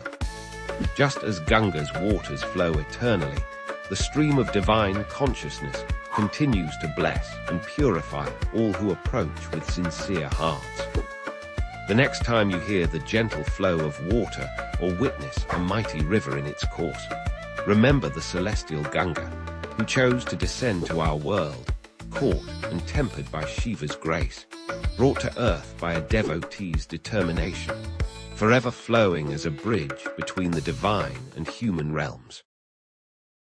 What if the entire universe was actually dancing, not just metaphorically, but literally pulsing with the rhythm of creation and destruction? In Hindu mythology, this cosmic dance is performed by one of the most enigmatic deities, Lord Shiva, the destroyer of ignorance and the harbinger of transformation. Shiva exists beyond time itself, dwelling in the snow-capped peaks of Mount Kailash in the Himalayas. He is part of the divine trinity, along with Brahma the creator and Vishnu the preserver. While Brahma creates and Vishnu maintains, Shiva dissolves not just the physical universe, but also the ego, ignorance, and attachments that bind human consciousness. Picture Shiva in his most iconic form as Nataraja, the cosmic dancer. His dance, called the Tandava, represents the 5 activities of the cosmos: creation, preservation, destruction, concealment, and revelation. In his upper right hand, he holds the Damaru, a drum that beats the rhythm of creation. His upper left hand carries Agni, the fire of destruction. His lower right hand shows the Abhaya Mudra, bestowing protection, while his lower left hand points to his raised foot, symbolizing liberation. The circle of fire surrounding him represents the cosmic cycle of birth and death. Under his right foot lies the demon of ignorance, crushed by divine wisdom. This sacred image, found in temples and museums worldwide, has even been displayed at CERN, where scientists study the dance of subatomic particles, acknowledging the profound connection between ancient wisdom and modern physics. But Shiva is not just the cosmic dancer. He is also the perfect yogi, seated in deep meditation atop Mount Kailash. His body smeared with ash, wearing a tiger skin, with the crescent moon adorning his matted locks. He represents the ultimate renunciate. The ash reminds us that all material existence eventually returns to its basic elements. The snake around his neck symbolizes the Kundalini energy that yogis seek to awaken. Perhaps most striking is Shiva's third eye, centered on his forehead. This is not a physical eye, but the eye of wisdom that sees beyond duality. When opened, it can reduce desires and delusions to ashes, just as it once burned Karma, the god of desire, who dared to disturb Shiva's meditation. Yet Shiva is also a loving family man, sharing his life with his consort Parvati, the daughter of the mountains. Their love story is legendary, how Parvati performed intense penance to win Shiva's attention, how she reminded him that while detachment is important, divine love is equally sacred. Their sons, Ganesha and Kartikya, complete this divine family, showing that spiritual life need not mean abandoning worldly responsibilities. Shiva's throat is blue, earning him the name Nilakantha, the blue-throated one. This comes from the story of Samudra Manthan, the churning of the cosmic ocean. When deadly poison emerged threatening all existence, Shiva drank it to save the universe. Instead of swallowing it, he held it in his throat, turning it blue. This teaches us that even poison can become medicine in the hands of the wise. Devotees worship Shiva through the lingam, a symbolic form representing the formless nature of the divine. The lingam, often set in a circular base called the yoni, represents the union of consciousness and energy, the divine masculine and feminine principles that pervade all creation. Shiva teaches us profound truths through his very appearance. His matted locks show that external beauty is meaningless. The Ganges flowing from his hair reminds us to let divine grace flow through us to serve others. The serpents around his body represent mastery over fear and desire. Even his vehicle, the bull Nandi, symbolizes Dharma, the eternal law that supports the universe. The mantra Om Namah Shivaya, I bow to Shiva, is chanted by millions daily. Each syllable represents an element: earth, water, fire, air, and space, plus the individual soul seeking union with cosmic consciousness. This simple yet powerful mantra is said to contain all wisdom. Shiva's message for our modern world is clear. Transformation requires letting go. Just as he burns away impurities, we must be willing to release what no longer serves our growth. His meditation teaches us that peace comes from within, not from external achievements or possessions. His family life shows that we can be spiritual while fulfilling our worldly duties. In essence, Shiva represents the supreme paradox, the destroyer who is supremely compassionate, the ascetic who is the perfect lover, the fierce deity who is the most easily pleased. He reminds us that life's opposing forces, creation and destruction, love and detachment, material and spiritual, are not contradictions, but complementary aspects of the same divine dance. As we face personal and global transformations today, Shiva's eternal dance continues, inviting us to find rhythm in chaos, wisdom in destruction, and ultimately, liberation in letting go. For in Shiva's dance lies the secret of the universe. Eternal change is the only constant, and in accepting this truth lies our freedom. Imagine a world where even gods must fight for recognition. This is the story of Manasa, the snake goddess who challenged the very foundations of divine hierarchy. In the celestial realms of Hindu mythology, where deities reigned supreme and cosmic battles shaped the universe, there existed a goddess unlike any other. Manasa, the serpent deity, born from the mind of the great sage Kashyapa, was destined for an extraordinary journey. Manasa's birth was no ordinary event. She emerged from Kashyapa's meditation, a living embodiment of his thoughts on snake lore and poison. Her very essence was intertwined with these potent forces, making her a unique and formidable presence in the pantheon of gods.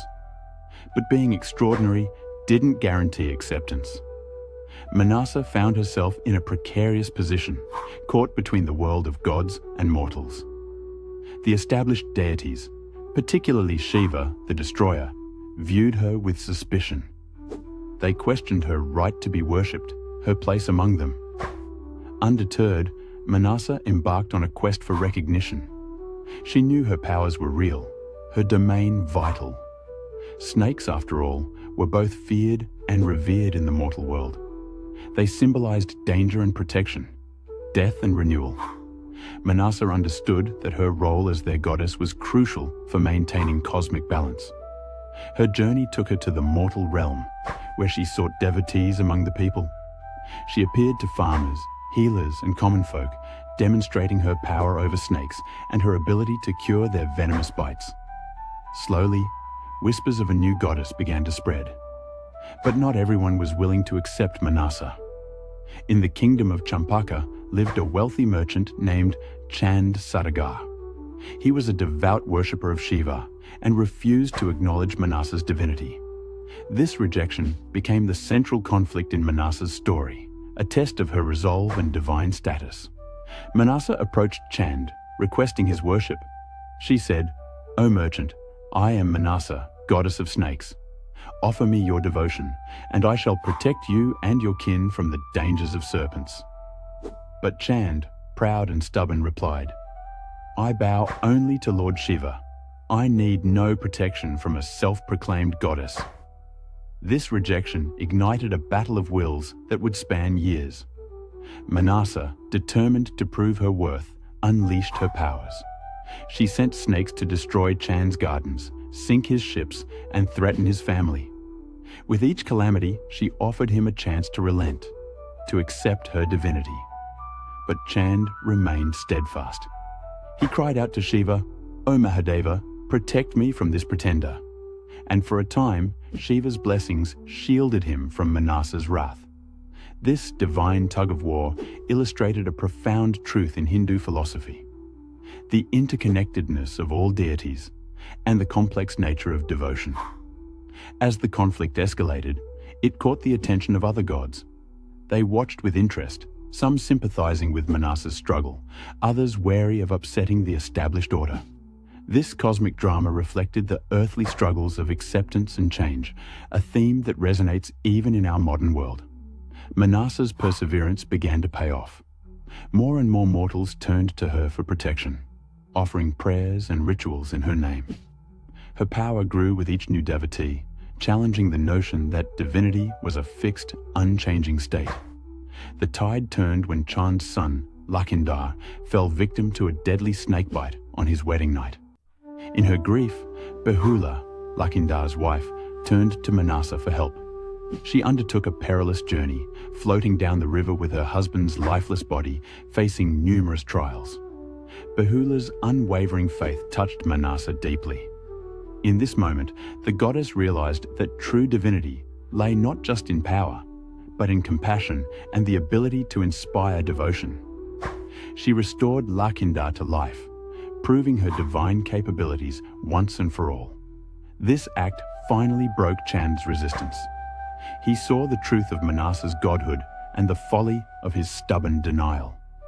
In a moment of humility, he offered her worship, but with a twist that spoke to his enduring pride. He turned his back and offered flowers with his left hand, a less respectful form of worship. Manasa accepted this imperfect devotion, understanding that change comes slowly and that even flawed recognition is a step towards acceptance. This teaches us a valuable lesson about tolerance and the gradual nature of spiritual growth. With Chand's acknowledgement, Manasa's position in the divine hierarchy was secured. She became known as Manasa Devi, a goddess of snakes, fertility, and protection. Her story spread throughout the land, inspiring devotion and respect. The tale of Manasa's struggle carries deep significance in Hindu thought. It illustrates the fluid nature of the divine pantheon, showing that new deities can emerge and gain acceptance. This reflects the adaptable, inclusive nature of Hinduism itself. Moreover, Manasa's journey embodies the concept of tapasya, or spiritual austerity. Through her persistent efforts and unwavering belief in her own divinity, she achieved her goal. This teaches us the power of determination and faith in achieving our life's purpose. The conflict between Manasa and Chand also highlights the tension between tradition and change, a theme relevant to all societies. It shows how established beliefs can be challenged and expanded, making room for new ideas and diverse perspectives. In the end, Manasa's story is one of empowerment. It tells us that even in the face of rejection and adversity, one can rise to claim their rightful place. It encourages us to persist in our goals, to believe in our inherent worth, and to seek recognition for our true selves. As we reflect on this ancient tale, we can draw parallels to our modern struggles for acceptance and recognition. Like Manasa, we too may face skepticism and rejection in our pursuits. But her story reminds us that with perseverance, compassion, and unwavering faith in ourselves, we can overcome any obstacle. The story of Manasa, the snake goddess, continues to slither through the consciousness of millions, reminding us of the power of belief, the importance of acceptance, and the ever-evolving nature of spirituality. In her journey from obscurity to divinity, we find a timeless tale of triumph that still holds meaning in our rapidly changing world. What if a single touch could transform stone into life? In the ancient traditions of Hindu mythology, such miraculous transformations weren't just possible. They were profound demonstrations of divine grace and redemption.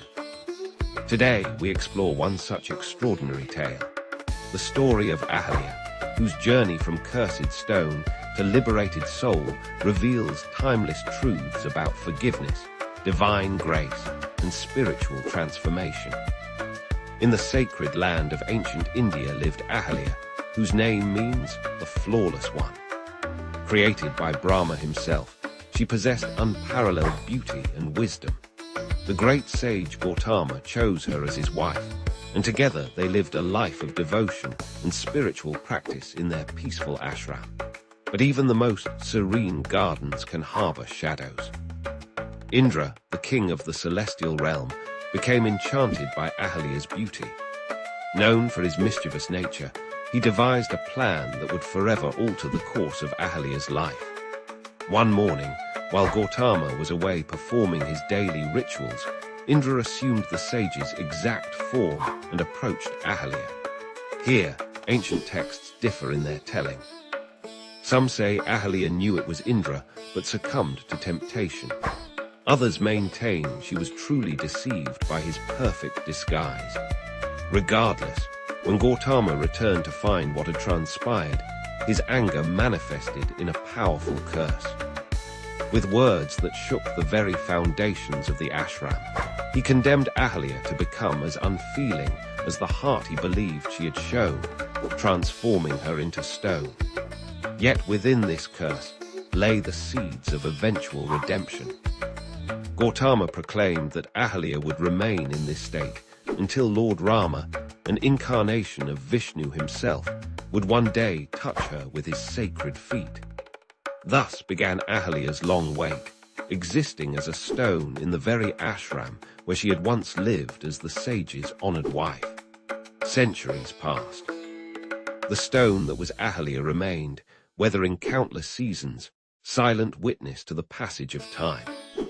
Then came the day when young Prince Rama, accompanied by his brother Lakshmana and the sage Vishwamitra, approached the ancient ashram during their forest journey. Vishwamitra, knowing the profound significance of this moment, guided Rama toward the stone. The prince's feet, covered in the dust of his righteous journey, touched the stone that had once been Ahalia. In that miraculous instant, the curse began to break. The stone's surface cracked and crumbled, revealing not cold rock, but warm flesh. Ahalia emerged, radiant with an inner light born of centuries of reflection and penance. Falling at Rama's feet, Ahalia expressed her gratitude through tears of joy.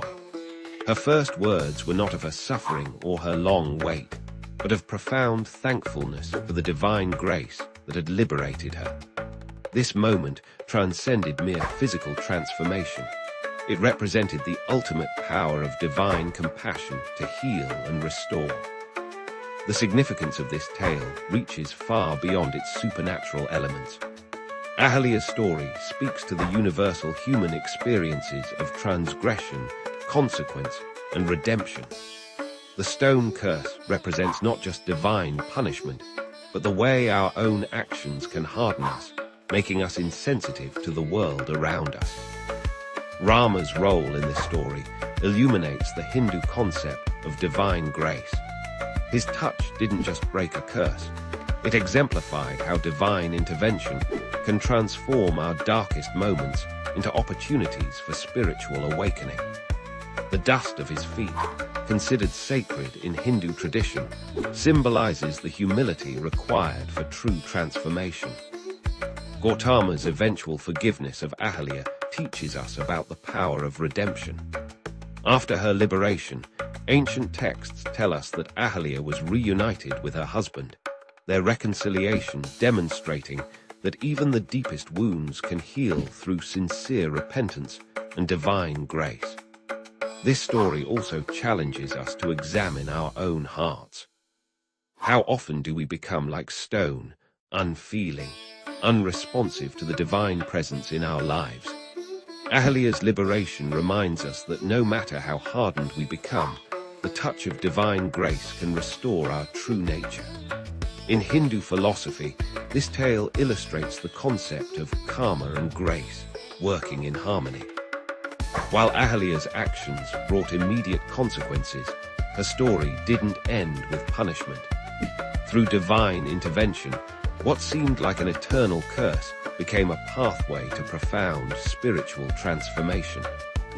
Today, the story of Ahalia continues to resonate across time, reminding us that no soul is beyond redemption, no curse beyond breaking when touched by divine grace.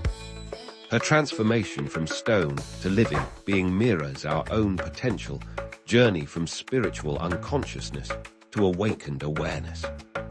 As we conclude this ancient tale, we're reminded that like Ahalia, each of us has the potential for transformation. Perhaps we too are waiting for that divine touch that will awaken us from our own stone-like existence, returning us to our true, radiant nature. In the end, Ahalia's story is not just about a woman turned to stone. It's about the eternal possibility of resurrection through divine grace and the power of forgiveness to restore what was thought forever lost. Have you ever wondered who invented the first game of chance? The answer lies not in the smoke-filled backrooms of medieval taverns, but in the gleaming halls of Mount Olympus itself, where Titch, the goddess of fortune, first introduced mortals to the thrilling world of gambling. In ancient Greece, where gods walked among mortals and fate intertwined with daily life, Titch stood as a unique figure among the pantheon. Neither wholly benevolent nor malicious, she embodied the unpredictable nature of fortune itself. With her cornucopia in one hand and a ship's rudder in the other, she guided the destinies of both gods and mortals through the uncertain waters of chance. The story begins in the bustling city-state of Corinth, where Titch was particularly revered. According to ancient tales, she observed how humans constantly sought ways to glimpse their futures and understand the will of the gods. Some consulted oracles, others read omens in bird flights, but Titch saw an opportunity to teach mortals a profound lesson about the nature of fate itself. One moonlit night, she appeared to a group of merchants in the Agora of Corinth. These weren't ordinary traders. They were known for their clever minds and endless debates about destiny and free will. Titch approached them in the form of a mysterious woman, her face partially concealed by a shimmering veil, carrying what appeared to be simple pieces of bone. "You seek to understand the ways of fate," she told them, her voice carrying the weight of divine authority. "Yet you fail to grasp its true nature. Let me show you how fortune truly works." With these words, she revealed the first dice ever created, carved from the knucklebones of a celestial deer that roamed the slopes of Mount Olympus. Titch taught the merchants the first games of chance, showing how the dice could fall in different ways, each representing a different outcome. She explained that just as in life, players could make choices, but the final result always contained an element of uncertainty. The merchants were captivated, spending the entire night learning various games under her guidance. As word spread throughout Greece, more and more people began crafting their own dice and developing new games. Titch's invention quickly became more than mere entertainment. It evolved into a mirror of life itself. The Greeks saw in these games a perfect metaphor for human existence, a delicate balance between skill and chance, choice and fate. But Titch's lesson didn't stop with dice. She gradually introduced other games of chance to the mortals. She taught them to draw lots, inspired the creation of early playing cards, and even suggested the first betting games. Each new game carried its own symbolic meaning, teaching different aspects about fortune's fickle nature. The goddesses' games spread from Greece across the ancient world. In Sparta, soldiers used them to teach strategic thinking.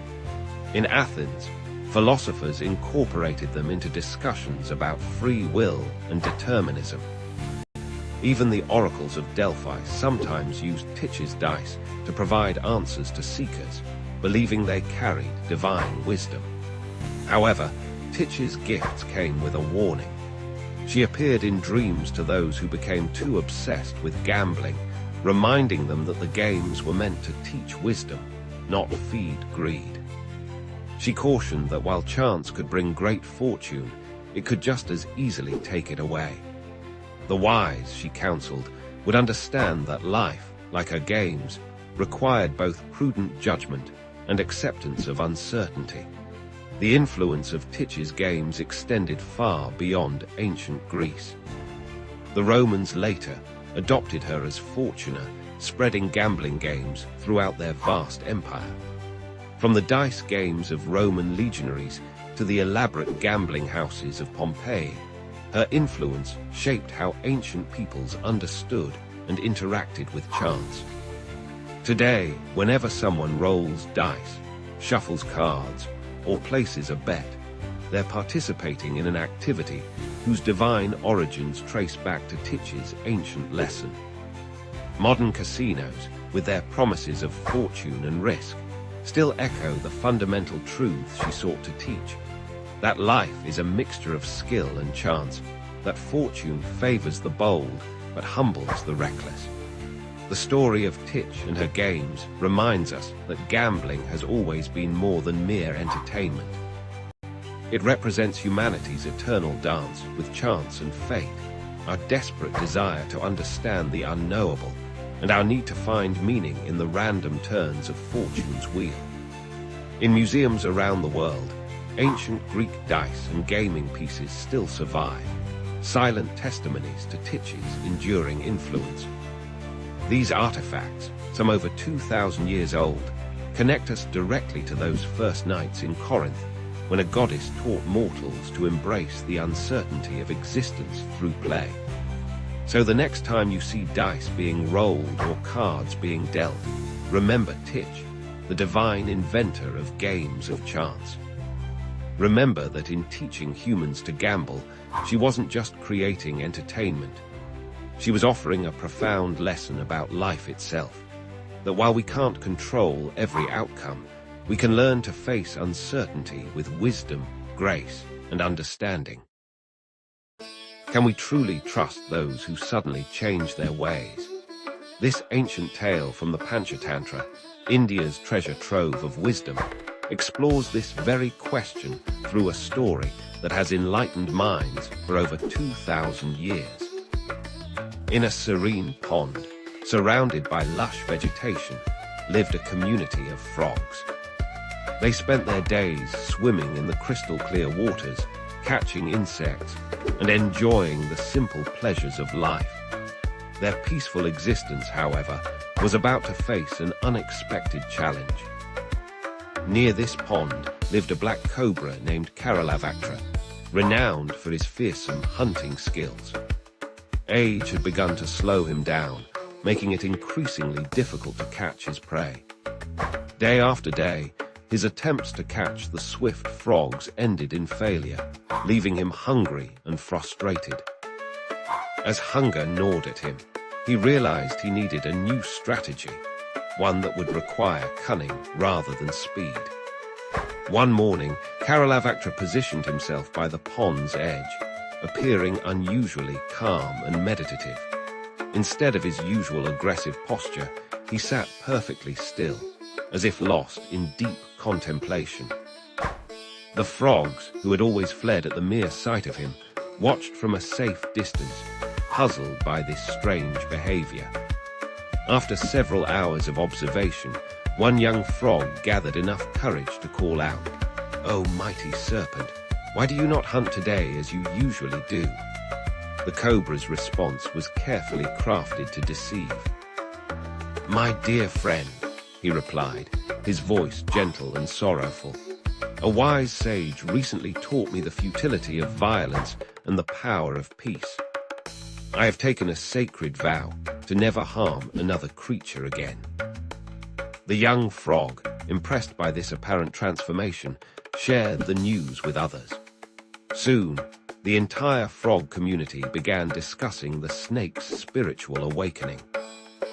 The elder frogs, however, remained skeptical. "Remember," one ancient frog warned, "a creature's nature does not change overnight. Wisdom lies in maintaining a safe distance."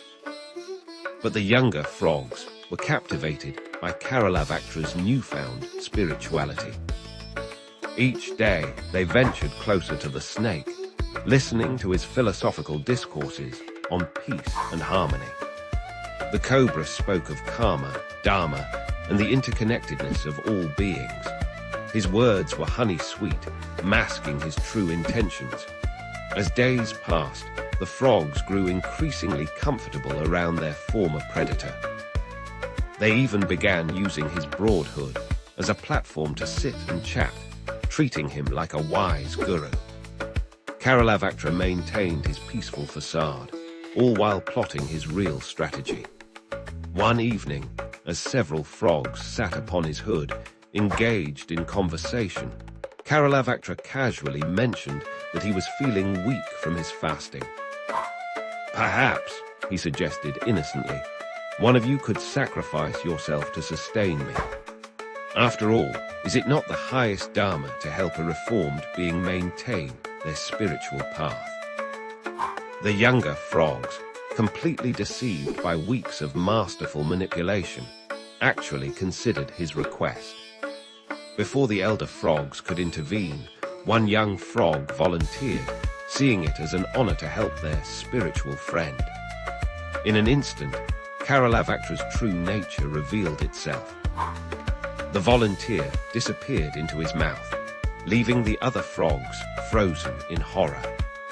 Day by day, using the same tactic of requesting sacrifices, the snake began depleting the frog population.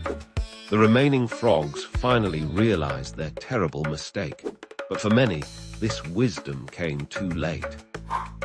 Those who survived fled to distant ponds, carrying with them a costly lesson about trust and discernment.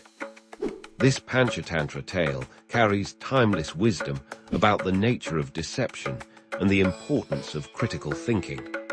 It teaches us that words alone cannot be trusted. Actions and consistent behavior over time reveal true character.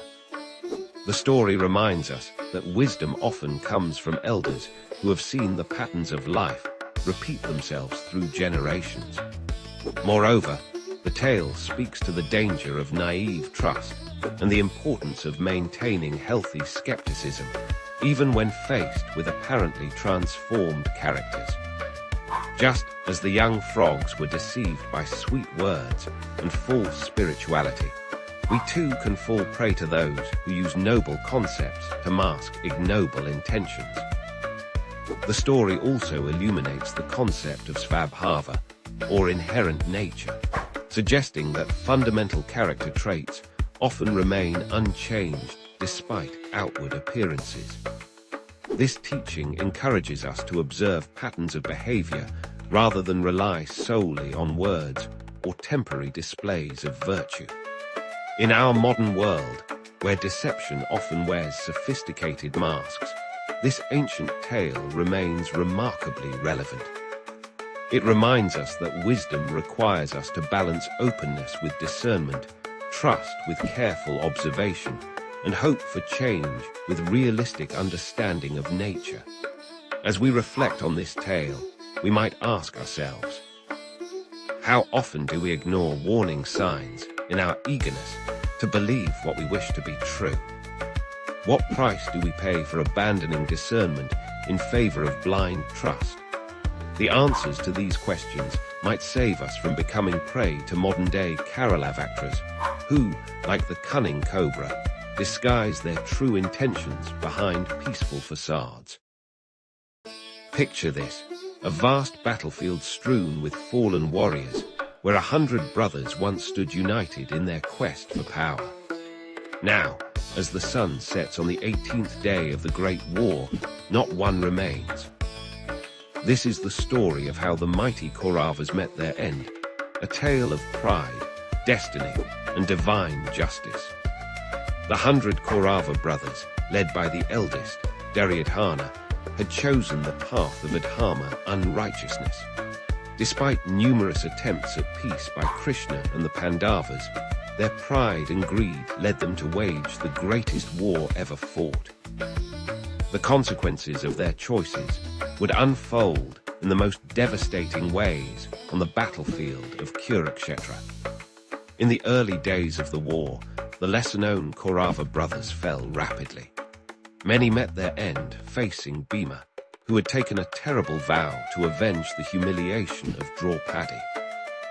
Each day, as the battle raged, Bhima would seek out the Kaurava brothers, his mace becoming an instrument of karma. The younger Kauravas, despite their skills, could not withstand his fury. Some fell to Arjuna's arrows, others to Nakula and Sahadva's swordsmanship. But it was the deaths of the major Kauravas that would shake the very foundations of their army. Vikarna, the only brother who had spoken against Draupadi's disrobing, met an honorable end. Even Bhima shed tears as he struck down this righteous soul, acknowledging that among the 100, Vikarna alone had walked the path of Dharma. Dushasana's death marked a turning point in the war. Bhima fulfilled his vow by defeating him in single combat. The death of this proud warrior, who had once dragged Draupadi by her hair, demonstrated how karma returns all actions in full measure. The battlefield fell silent as warriors on both sides witnessed the price of dishonoring the divine feminine. As the war progressed, the remaining brothers began to fall one by one. Some died fighting in formation, protecting each other until the very end. Others, consumed by fear and regret, met their fate while fleeing. Each death reflected their life choices. Those who fought honorably died warriors' deaths, while those who had lived by deceit met in glorious ends. The final days saw the fall of the mightiest Kauravas. Duryodhana, the eldest and proudest, remained for last.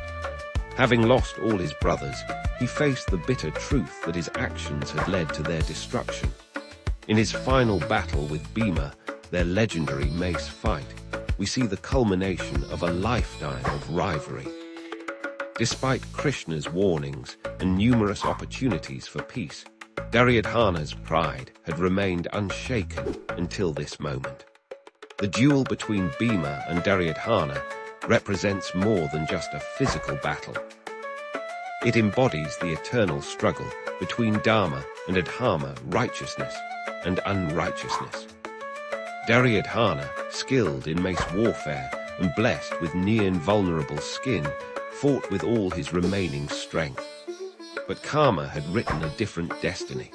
When Bhima struck the final blow, breaking Duryodhana's thighs, it was not just a physical victory. It was the triumph of Dharma over Adharma, of divine justice over mortal pride.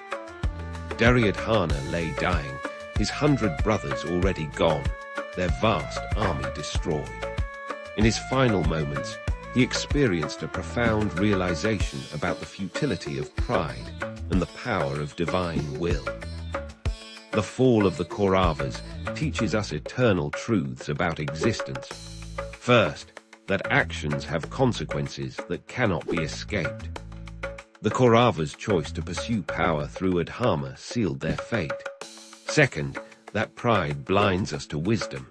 Despite having Krishna himself advocate for peace, they chose war. Third, that Dharma, though it may seem to suffer temporarily, ultimately prevails. Each brother's end reflected their character.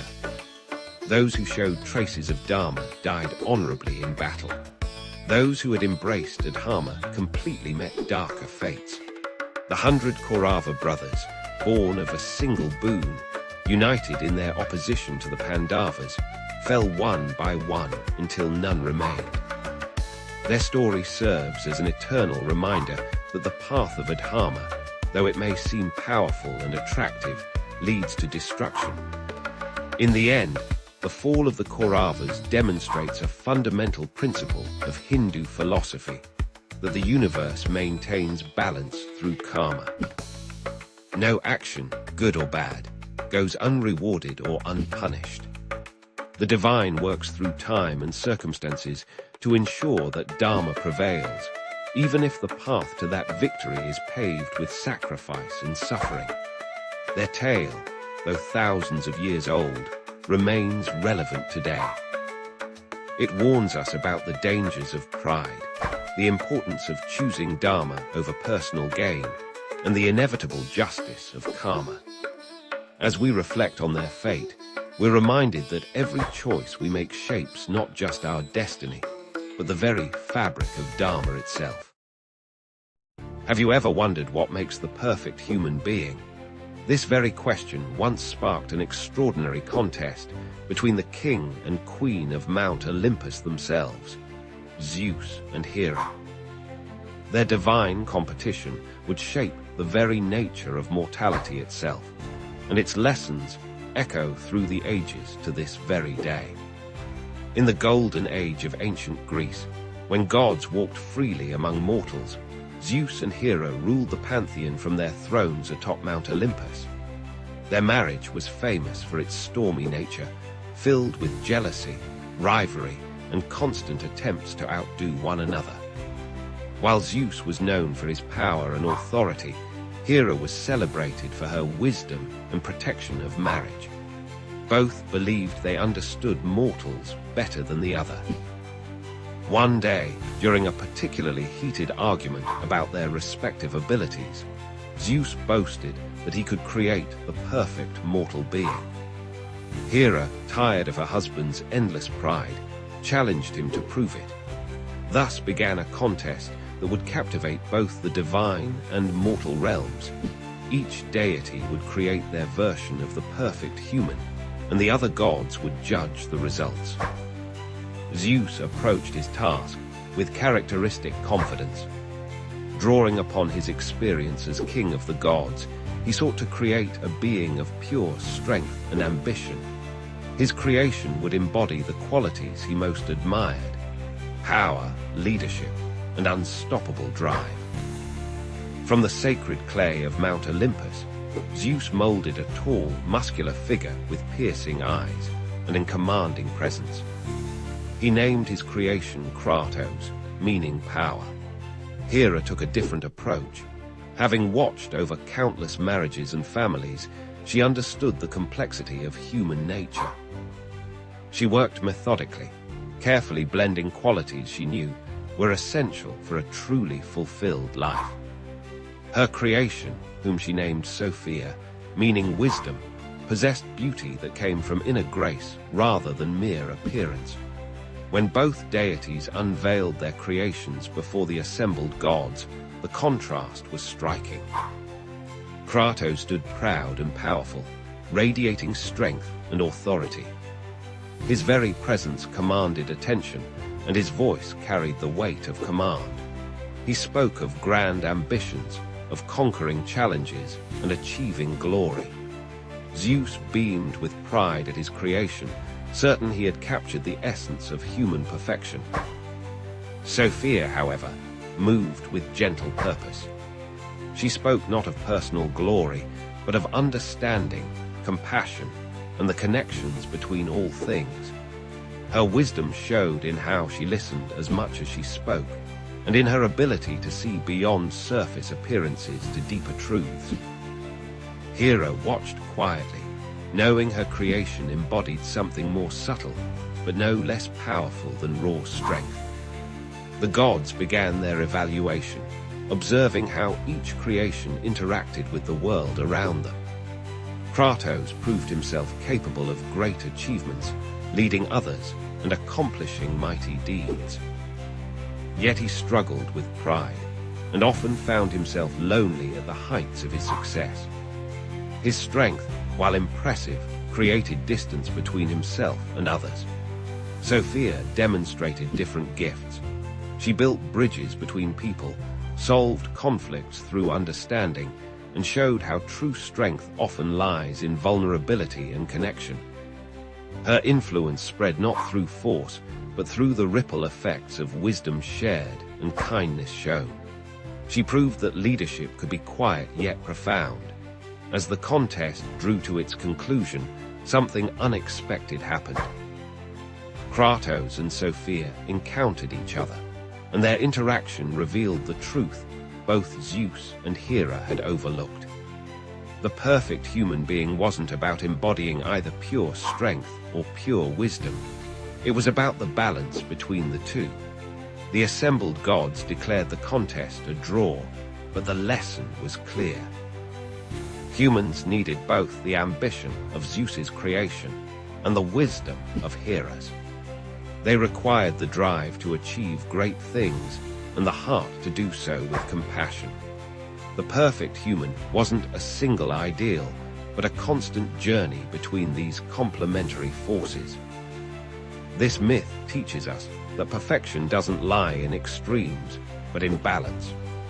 Zeus and Hera's contest revealed that human nature is too complex to be reduced to a single set of traits. We are at our best when we combine strength with wisdom, ambition with compassion, and personal achievement with connection to others.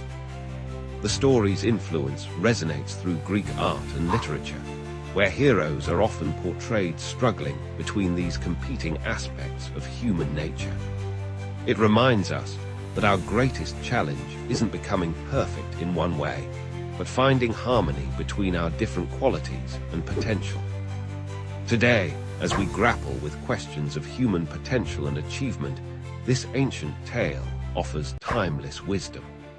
The perfect human being isn't created by gods, but emerges through our own journey to balance the many aspects of our nature. In this way, Zeus and Hera's contest wasn't really about creating the perfect human. It was about understanding what makes us perfectly human. Can the love of a father overcome the wheels of destiny?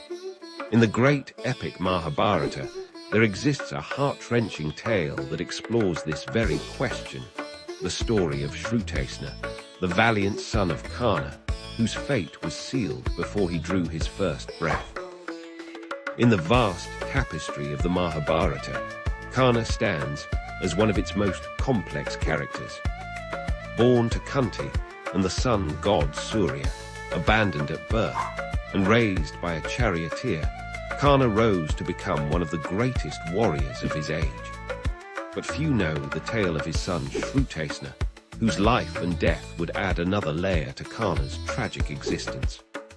Shrutesna was born to Karna and his wife Vrashali, growing up in the shadow of his father's greatness. From an early age, he showed promise as a warrior, inheriting his father's extraordinary skills in archery and warfare. Like the morning sun reflecting in clear waters, Shrutesna mirrored his father's values of honor, loyalty, and unwavering dedication to truth. But dark clouds had gathered long before Shrutesna's birth. Years earlier, Karna had been cursed by Parashurama, his guru, for concealing his true identity as a kshatriya while learning the sacred arts of warfare. The curse stated that Karna would forget his divine weapons at the moment of his greatest need. However, what Karna didn't know was that this curse would cast its shadow not just on him, but also on his beloved son. As Shrutesna grew into a young man, he became known for his valor and righteousness. He carried himself with the same dignity as his father, earning respect from both allies and enemies. In the courts of Hastinapura, where Karna served as the king of anger and a close friend to Duryodhana, Shrutesna was regarded as a prince worthy of his noble lineage. The winds of war began to blow across Bharatavarsha as tensions between the Pandavas and Kauravas reached their breaking point.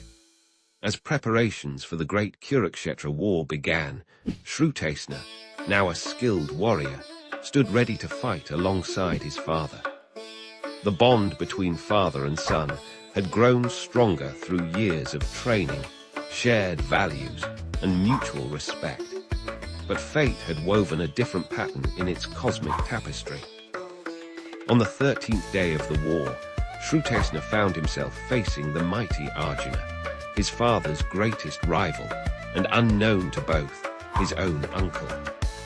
The young warrior charged forward with the confidence of youth and the skill of intense training, but destiny had other plans. In that crucial moment, as father and son fought together against Arjuna, the curse of Parashurama manifested itself in an unexpected way. Karna, witnessing his son in danger, reached for his most powerful weapon to protect him. But the curse took effect, making him forget the divine incantations needed to summon his celestial weapons. What followed was a scene of heart-wrenching tragedy. Despite Karna's desperate attempts to protect his son, Shrutesna fell to Arjuna's arrows. The young warrior died in his father's arms, his last words expressing pride in living and dying as Karna's son. The battlefield fell silent, as if nature itself mourned the loss of such a promising young life. This moment marked a turning point in the Great War. Karna's grief transformed into a burning determination, but the loss of Shrutesna would haunt him until his own death days later. The tragedy exemplified the cruel workings of karma and destiny in the grand narrative of the Mahabharata. The story of Shrutesna teaches us profound truths about the nature of existence in Hindu philosophy. It shows how the threads of karma weave through generations, how the actions of the past shape the present, and how even the mightiest warriors cannot escape their destined path. This tale also illustrates the concept of dharma in its most complex form. Shrutesna followed his dharma as a son and warrior, fighting alongside his father even though it led to his death. Karna, torn between his duty as a father and his obligations as a warrior, faced the ultimate test of his principles. The relationship between Karna and Shrutesna reflects the eternal bond between father and son, a love that transcends the boundaries of life and death. Their story reminds us that even in the face of inevitable fate, the dignity with which we face our destiny defines our character. In the grand scheme of the Mahabharata, Shrutesna's death serves as a poignant reminder that war spares no one. that the cycles of karma affect both the mighty and the humble. His story, though brief, illuminates the complex interplay between free will and destiny that lies at the heart of Hindu philosophy. As we reflect on this tale today, we're reminded that our lives, like Shrutesna's, are part of a larger cosmic design. While we may not control our destiny, we can choose how we face it with courage, dignity, and unwavering adherence to our Dharma, just as Shrutesna did in his final moments on the battlefield of Kurukshetra. Have you ever wondered why wine holds such a sacred place in human culture? The answer lies in an ancient tale of divine discovery, where a god's curiosity changed human civilization forever. In the sun-drenched hills of ancient Greece, where gods walked among mortals, lived Dionysus, the divine son of Zeus and the mortal Semele. Unlike his more austere divine siblings, Dionysus possessed an insatiable curiosity about the mortal world and its natural wonders. He spent his days wandering through lush valleys and dense forests, discovering the secrets of plants and their fruits. One particularly memorable autumn day, Dionysus noticed something peculiar. In a secluded grove, he found wild grapes that had fallen into a natural hollow in a rock. The grapes had been crushed under their own weight and left exposed to the warm Mediterranean sun. Intrigued by their transformed appearance, Dionysus approached the hollow. The air was thick with an unfamiliar yet enticing aroma. The crushed grapes had transformed into a mysterious liquid, their juice altered by time and nature's own alchemy. Dionysus, driven by his divine curiosity, tasted the strange liquid. Immediately, his senses awakened to something entirely new, the first wine ever created.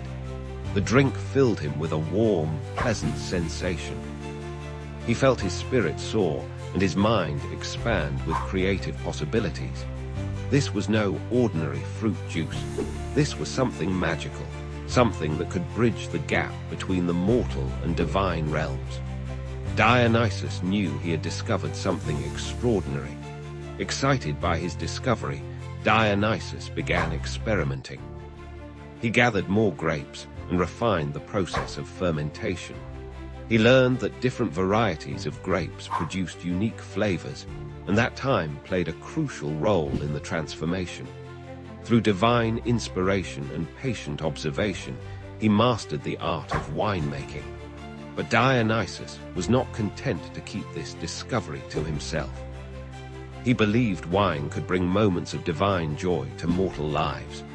He began teaching chosen mortals the secrets of viticulture, how to cultivate vines, when to harvest grapes, and the delicate process of fermentation. These first winemakers became his devoted followers, spreading his knowledge throughout the Mediterranean. As wine spread across Greece, it became more than just a drink. It transformed into a symbol of civilization, a crucial element in religious ceremonies, and a catalyst for social bonding. The symposium, a gathering where Greeks would drink wine and engage in philosophical discussions, became a cornerstone of their culture. Wine brought people together, sparked creativity, and helped forge connections between strangers. However, Dionysus also taught an important lesson about responsibility. Wine had the power to elevate the spirit, but it could also cloud judgment when consumed without moderation. This duality became part of his divine nature. He was both the bringer of joy and ecstasy, and a reminder of the need for balance and wisdom. The gift of wine changed how humans celebrated, mourned, and connected with the divine. During festivals honoring Dionysus, people would drink wine and perform elaborate theatrical performances, giving birth to Greek theater. The god's influence extended beyond mere intoxication. He became associated with creative inspiration, religious ecstasy, and the breaking down of social barriers. In ancient Greek art, Dionysus was often depicted crowned with grape vines, holding a thyrsus. a staff topped with a pine cone and wrapped with ivy. His followers, the Maenads and Satyrs, represented the wild and free spirit that wine could unleash. These artistic representations spread throughout the ancient world, influencing cultures far beyond Greece. The legacy of Dionysus's discovery endures to this day. Wine remains a symbol of celebration, communion, and sophisticated pleasure. The ancient Greeks' understanding of wine's dual nature, its ability to both elevate and potentially harm, continues to influence how we approach this divine drink. Every time we raise a glass of wine, we're participating in a tradition that began with a curious god's discovery in a sun-warmed hollow. Wine connects us to thousands of years of human civilization, to ancient rituals and celebrations, and to the eternal human desire to touch something divine. The story of Dionysus and wine reminds us that the most profound discoveries often come from careful observation of nature's mysteries. It teaches us that gifts, especially divine ones, must be approached with both joy and responsibility. In every glass of wine, we can still taste echoes of that first miraculous transformation, when a god's curiosity gave humanity one of its most enduring pleasures. Imagine a time before time itself, when the universe was nothing but endless darkness and swirling chaos. From this primordial void emerged the most powerful and fundamental force of nature, Gaia, the Earth Mother, the very ground beneath our feet, and the source of all life as we know it. In the beginning, there was only chaos, a gaping emptiness that contained all possibilities. From this cosmic soup, Gaia arose, bringing form and substance to the formless universe. She was not just another goddess. She was the Earth itself, the living, breathing planet that would become home to gods and mortals alike. Picture Gaia as the ultimate mother figure, vast as the mountains, deep as the oceans, and as nurturing as the fertile soil that gives life to every plant and tree. Without a mate, she gave birth to the sky itself, Uranus, a being as vast and blue as the heavens above. She created the mountains, their peaks reaching toward her son's domain, and the depths of the seas, ruled by her other offspring, Pontus. But Gaia's creative force didn't stop there. With Uranus as her partner, she bore the mighty Titans, 12 powerful beings who would shape the world to come. Among them were Ocean, who would encircle the world with his endless waters, and Rhea, who would become mother to the Olympian gods themselves. She also gave birth to the one-eyed Cyclopes and the 100-handed giants called the Hecatoncheires, creatures of tremendous power and frightening appearance. Yet motherhood brought Gaia both joy and sorrow. Uranus, fearful of his children's power, forced them back into Gaia's womb, causing her tremendous pain. Like any mother protecting her children, Gaia refused to accept this cruelty. She crafted a great sickle from adamant and presented it to her youngest Titan son, Cronus, encouraging him to overthrow his tyrannical father. This act set in motion a cycle of divine succession that would shape the future of the cosmos.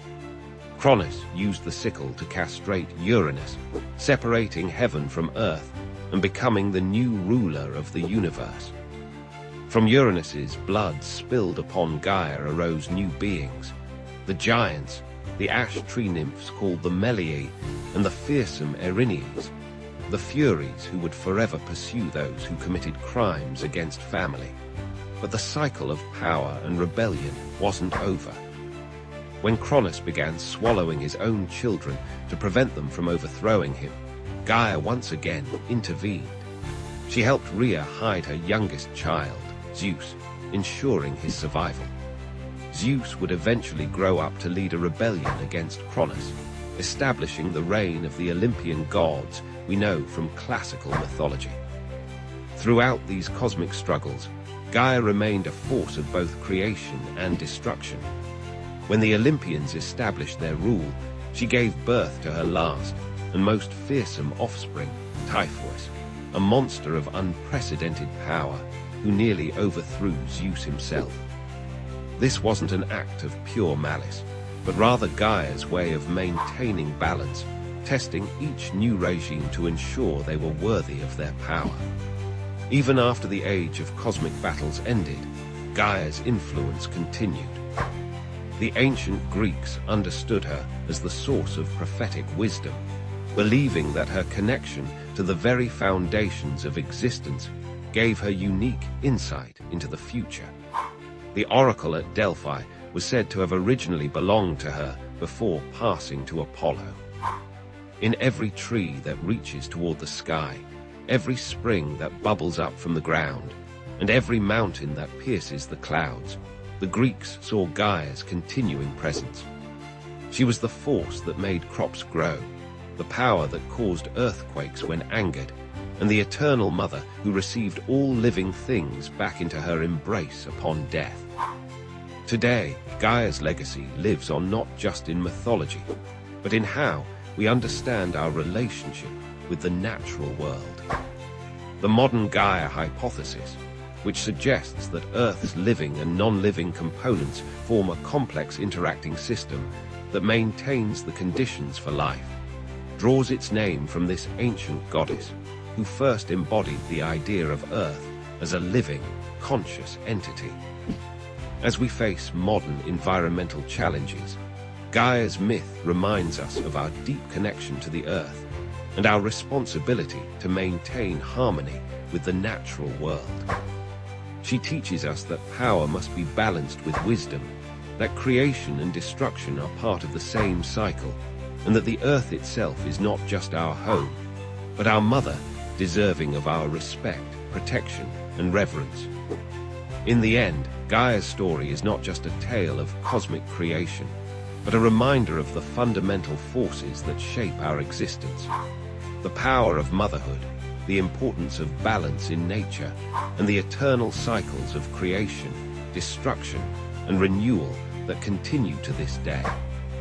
From the depths of chaos, she emerged to give birth to our world, and in every aspect of nature, her presence still endures. What drives a mother to murder her husband?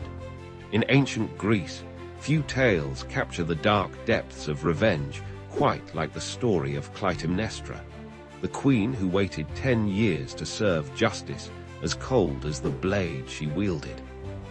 Our story begins in Mycenae, a mighty fortress city of ancient Greece, where Queen Clytemnestra ruled alongside her husband, King Agamemnon. Their marriage was once a happy one, blessed with 4 children, including their beloved daughter Iphigenia. But the gods had other plans, and their family's peace would soon shatter like a clay vessel dropped from Olympus itself. When Agamemnon's brother Menelaus lost his wife, Helen, to the Trojan prince Paris, all of Greece prepared for war. 1,000 ships gathered at Aulis, ready to sail for Troy, but the winds refused to blow.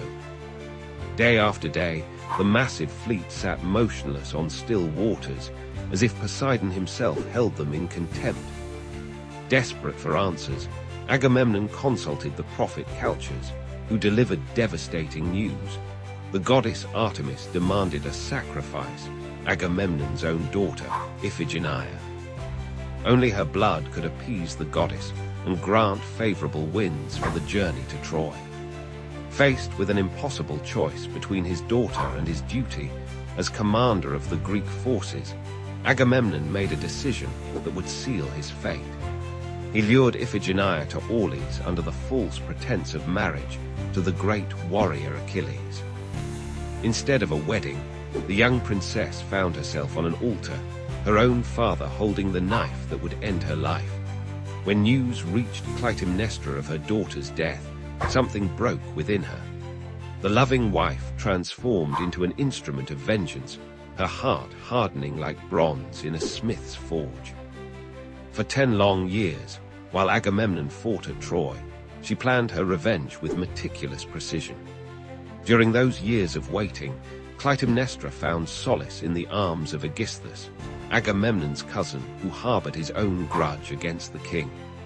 Together, they ruled Mycenae, preparing for the day when the victorious king would return from war. That day finally arrived in a blaze of triumph. Agamemnon came home as a conqueror, bringing with him Cassandra, a Trojan princess blessed with prophecy, but cursed to never be believed. The citizens of Mycenae celebrated their king's return, but Clytemnestra's smile masked darker intentions. She welcomed her husband with false warmth, ordering servants to lay out purple tapestries fit for a god.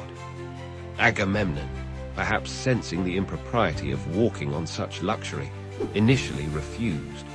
But Clytemnestra's persuasive words wore down his resistance, and he strode into his palace like a man walking to his own funeral.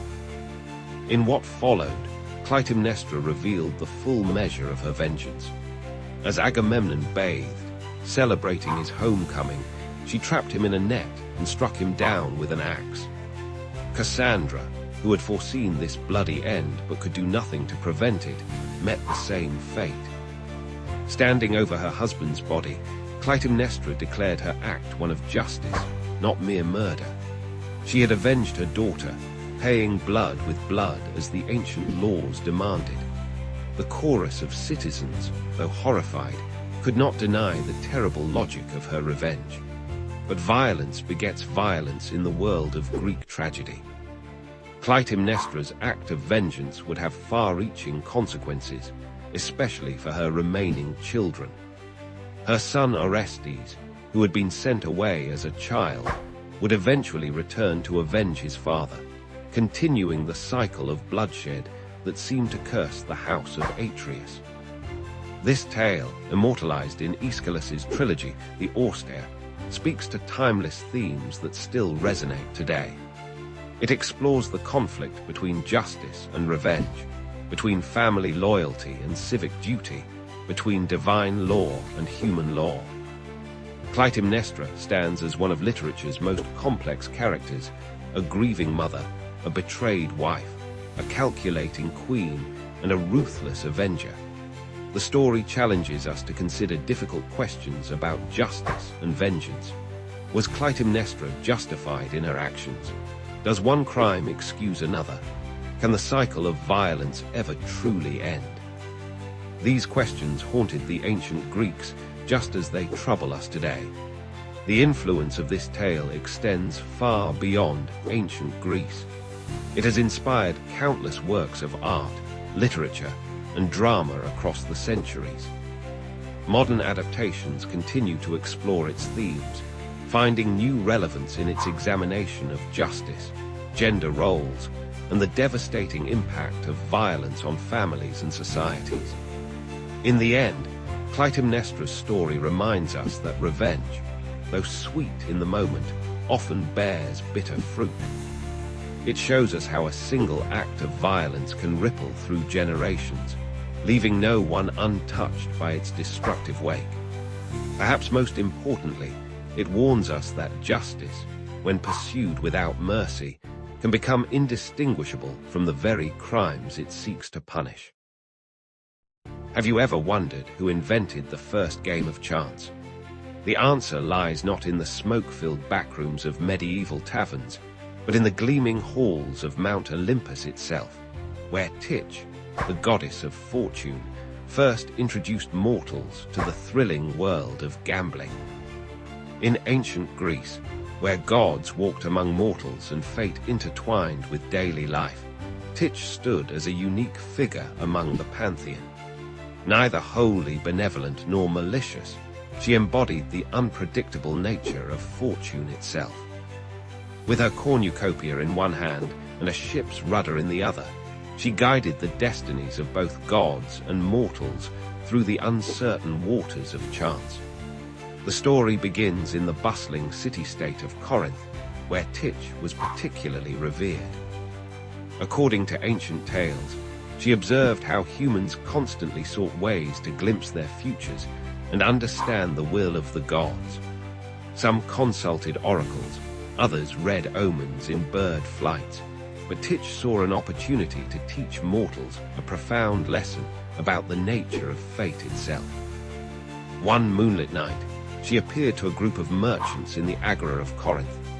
These weren't ordinary traders. They were known for their clever minds and endless debates about destiny and free will. Titch approached them in the form of a mysterious woman, her face partially concealed by a shimmering veil, carrying what appeared to be simple pieces of bone. "You seek to understand the ways of fate," she told them, her voice carrying the weight of divine authority. "Yet you fail to grasp its true nature. Let me show you how fortune truly works." With these words, she revealed the first dice ever created, carved from the knucklebones of a celestial deer that roamed the slopes of Mount Olympus. Titch taught the merchants the first games of chance, showing how the dice could fall in different ways, each representing a different outcome. She explained that just as in life, players could make choices, but the final result always contained an element of uncertainty. The merchants were captivated, spending the entire night learning various games under her guidance. As word spread throughout Greece, more and more people began crafting their own dice and developing new games. Titch's invention quickly became more than mere entertainment. It evolved into a mirror of life itself.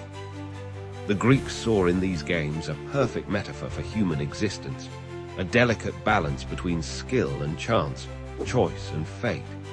But Titch's lesson didn't stop with dice. She gradually introduced other games of chance to the mortals. She taught them to draw lots, inspired the creation of early playing cards, and even suggested the first betting games. Each new game carried its own symbolic meaning, teaching different aspects about fortune's fickle nature. The goddesses' games spread from Greece across the ancient world. In Sparta, soldiers used them to teach strategic thinking.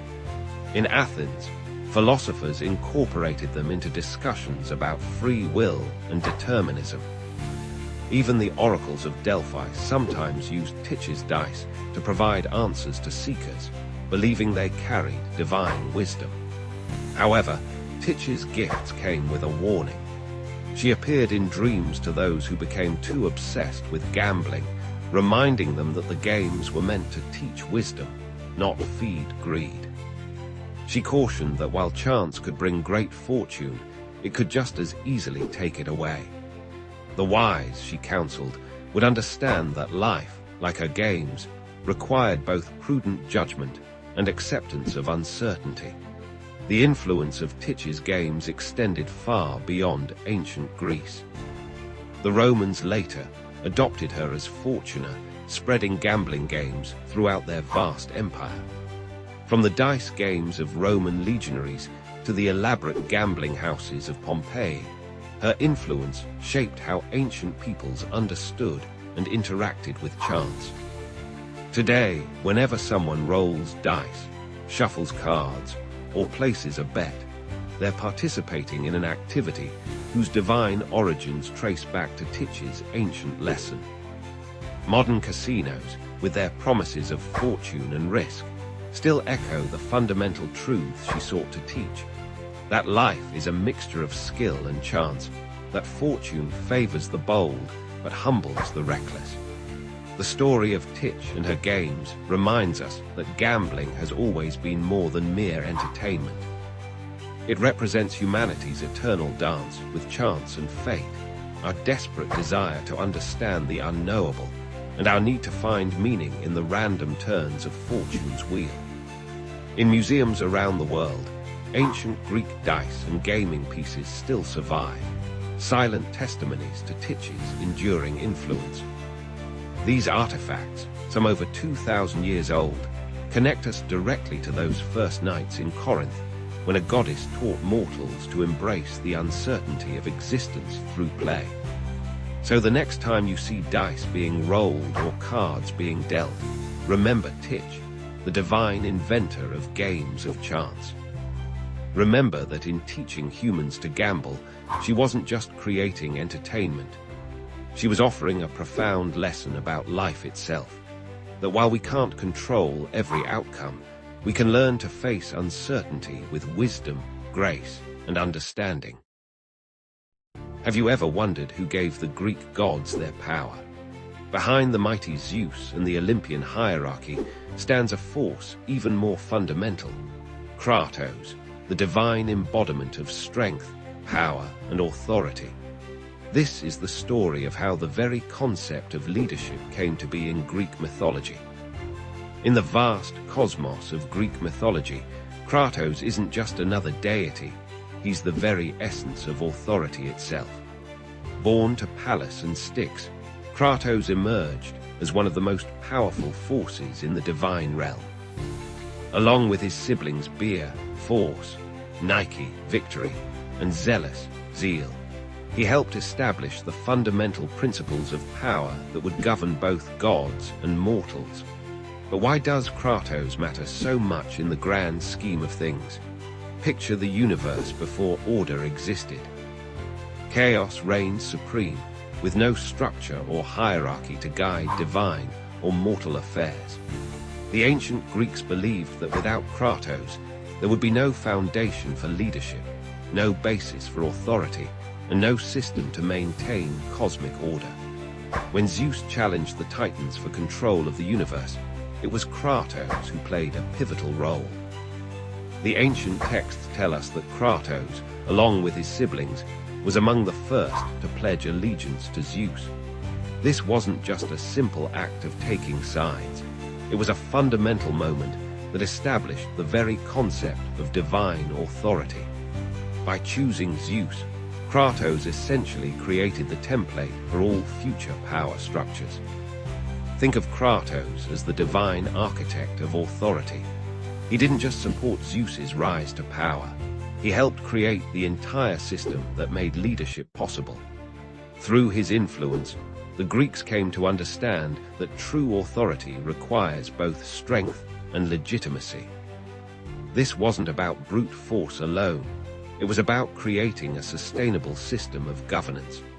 The myths tell us that Kratos became Zeus's enforcer, carrying out the king of gods' commands with unwavering dedication. When Zeus needed to punish Prometheus for stealing fire, it was Kratos who led the charge. This famous myth shows us how authority systems work. There must be consequences for challenging established order, even if the challenger's motives seem noble. But Kratos' influence extended far beyond Olympus. The ancient Greeks saw his hand in every aspect of their society. From the authority of kings and rulers to the power of military commanders and heads of households, Kratos' principles shaped how humans understood and implemented leadership. The Greeks recognized that power without structure leads to chaos. Through Kratos, they developed sophisticated systems of authority that balanced might with right. City-states established laws, councils made decisions, and leaders earned their positions through merit and divine favor, all reflecting Kratos' influence on how power should be wielded. This system wasn't perfect, just as no human institution is perfect. The myths show us countless examples of power struggles, challenges to authority, and the consequences of both good and bad leadership. Yet the fundamental principles established by Kratos remained. Authority must be both strong and legitimate to endure. The legacy of Kratos extends into modern times.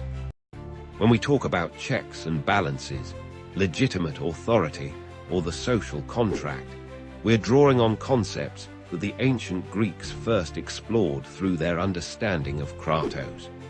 Even today's political systems reflect this ancient wisdom about how power should be structured and maintained. Kratos teaches us that true authority isn't just about having power, it's about using that power wisely and justly. The Greeks understood that leadership requires a delicate balance between strength and wisdom, force and fairness.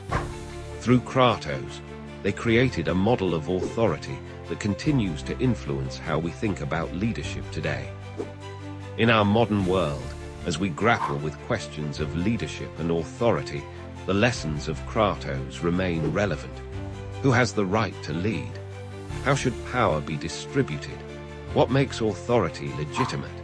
These are questions that the ancient Greeks explored through their myths, and they're questions we still wrestle with today. Kratos' story reminds us that power structures don't just happen by accident. They're created and maintained through conscious effort and careful balance. Whether in ancient Greece or the modern world, effective leadership requires more than just strength. It needs legitimacy, wisdom, and the support of those being led. As we conclude our journey through this fundamental aspect of Greek mythology, remember that Kratos' influence extends far beyond ancient tales. Every time we participate in organized society, elect leaders, or follow established rules, we're participating in systems that trace their origins back to these ancient concepts of authority and power. The next time you think about leadership or authority, remember Kratos. Behind every successful system of governance, every effective leader, and every stable society, you'll find echoes of the principles he established at the dawn of Greek mythology. Some forces truly are timeless, and the power of Kratos continues to shape our world today. Time halts at the edge of terror, freezing flesh into stone and fear into silence. In the myths of ancient Greece, this was not metaphor, but fate, a stillness cast by gods and monsters upon those who stepped beyond the bounds of mortal reverence. In ancient Greece, this wasn't just a frightening thought. It was a very real fate that awaited those who dared to challenge the gods or gaze upon the forbidden. The power of petrification, the ability to turn living beings into stone, was one of the most dreaded supernatural abilities in Greek mythology. It represented not just death, but eternal imprisonment in a mineral prison, forever conscious yet forever still. This fascinating and terrifying power appears throughout Greek mythology, weaving tales of hubris, punishment, and transformation. Let's begin with the most famous wielder of this power, Medusa, the Gorgon whose very gaze could turn flesh to stone. But Medusa wasn't always a monster. Once, she was a beautiful priestess of Athene, with flowing locks that caught the eye of Poseidon himself. Their encounter in Athene's temple, whether consensual or not, so enraged the goddess that she transformed Medusa's beautiful hair into writhing snakes and cursed her with a petrifying gaze. Medusa's transformation speaks to the complex nature of divine punishment in Greek mythology. Was she truly the villain, or was she a victim of divine jealousy? Her power to turn others to stone became both her curse and her protection, as anyone who looked directly at her would instantly become a statue, frozen in their final moment of horror. The hero Perseus would eventually face this terrifying creature, armed with gifts from the gods, a mirrored shield from Athene, winged sandals from Hermes, and a cap of invisibility from Hades. By using the mirror's reflection to avoid direct eye contact, Perseus managed to behead Medusa. Even in death, her severed head retained its petrifying power, which Perseus would later use as a weapon. But Medusa isn't the only tale of petrification in Greek mythology. Consider the story of Atlas's daughter, who was turned to stone by Zeus to protect her from harm, or the tale of Niobe, whose hubris led to unimaginable tragedy. Niobe, queen of Thebes, had 14 children, 7 sons and 7 daughters. She boasted that she was superior to Leto, mother of Apollo and Artemis, who had only 2 children. This fatal pride led to divine retribution. Apollo and Artemis, enraged by Niobe's insult to their mother, slew all 14 of Niobe's children with their arrows. Witnessing the death of her children, Niobe's grief was so overwhelming that she fled to Mount Sipylus. There, Zeus took pity on her endless mourning and transformed her into stone. Yet even as rock, it's said that tears continue to flow from her stone form, creating a natural spring that exists to this day. The Greeks also told of Anaxarete, a noble maiden of Cyprus, who spurned the love of Iphias with such cruelty that he hanged himself at her doorstep. When she looked unmoved, even at his funeral procession, Aphrodite turned her to stone, preserving her cold heart in an equally cold form for eternity. These tales of petrification often served as warnings about pride, cruelty, and the consequences of disrespecting the gods. The transformation into stone represented a fitting punishment. Those who showed stone-cold hearts toward others often ended up literally turned to stone themselves. The power of petrification appears in other cultures' mythologies as well, suggesting a universal human fear of being frozen in time, unable to move or speak, yet still conscious. This theme resonates through the ages, appearing in modern stories from fantasy novels to superhero comics. In ancient Greek art, petrified figures were depicted with extraordinary detail, capturing the moment of transformation between flesh and stone. These artworks often showed the horror and anguish of the transformation, serving as powerful reminders of the gods' authority and the consequences of human hubris. The psychological impact of petrification myths continues to fascinate us today. The idea of being conscious, yet unable to move, taps into primal human fears. It represents a fate worse than death, eternal awareness, without the ability to interact with the world around you. These myths also reflect the Greek understanding of transformation and permanence. Stone, being one of the most durable materials in nature, represented an unchangeable fate. Once transformed, there was usually no return to human form, making petrification one of the most definitive and dreaded punishments in Greek mythology. Modern archaeologists have even suggested that some of these myths might have been inspired by actual stone formations or fossils found in ancient Greece. Natural rock formations that resembled human figures might have sparked stories of people turned to stone by divine power. As we reflect on these ancient tales of petrification, we're reminded of their enduring relevance. They warn us about the dangers of excessive pride, the importance of respecting others, and the permanent consequences our actions can have. In a world where we often feel invincible, these myths remind us of our vulnerability and the importance of humility before forces greater than ourselves.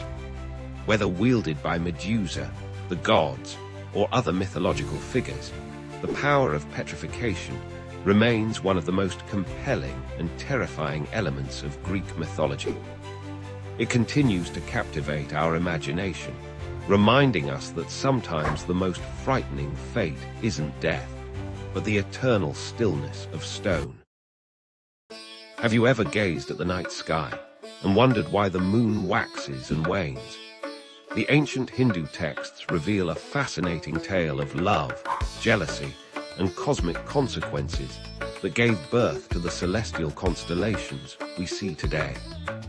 In the vast cosmic dance of creation, Daksha Prajapati, one of the primary creators of the universe, had 27 daughters of unparalleled beauty. These maidens possessed grace that could enchant even the celestial beings. Their father arranged their marriage to Chandra, the moon god, known for his mesmerizing brilliance and divine charm. Chandra, resplendent in his silver glory, took all 27 sisters as his wives. These divine unions were meant to establish harmony in the cosmic order. Each of these wives would later become the 27 nakshatras, or lunar mansions, through which the moon travels in its monthly journey across the night sky. Among his wives, Chandra found himself increasingly drawn to Rohini, whose name means the Red One. Her beauty and grace captivated him so completely that he began spending most of his time with her, neglecting his other wives.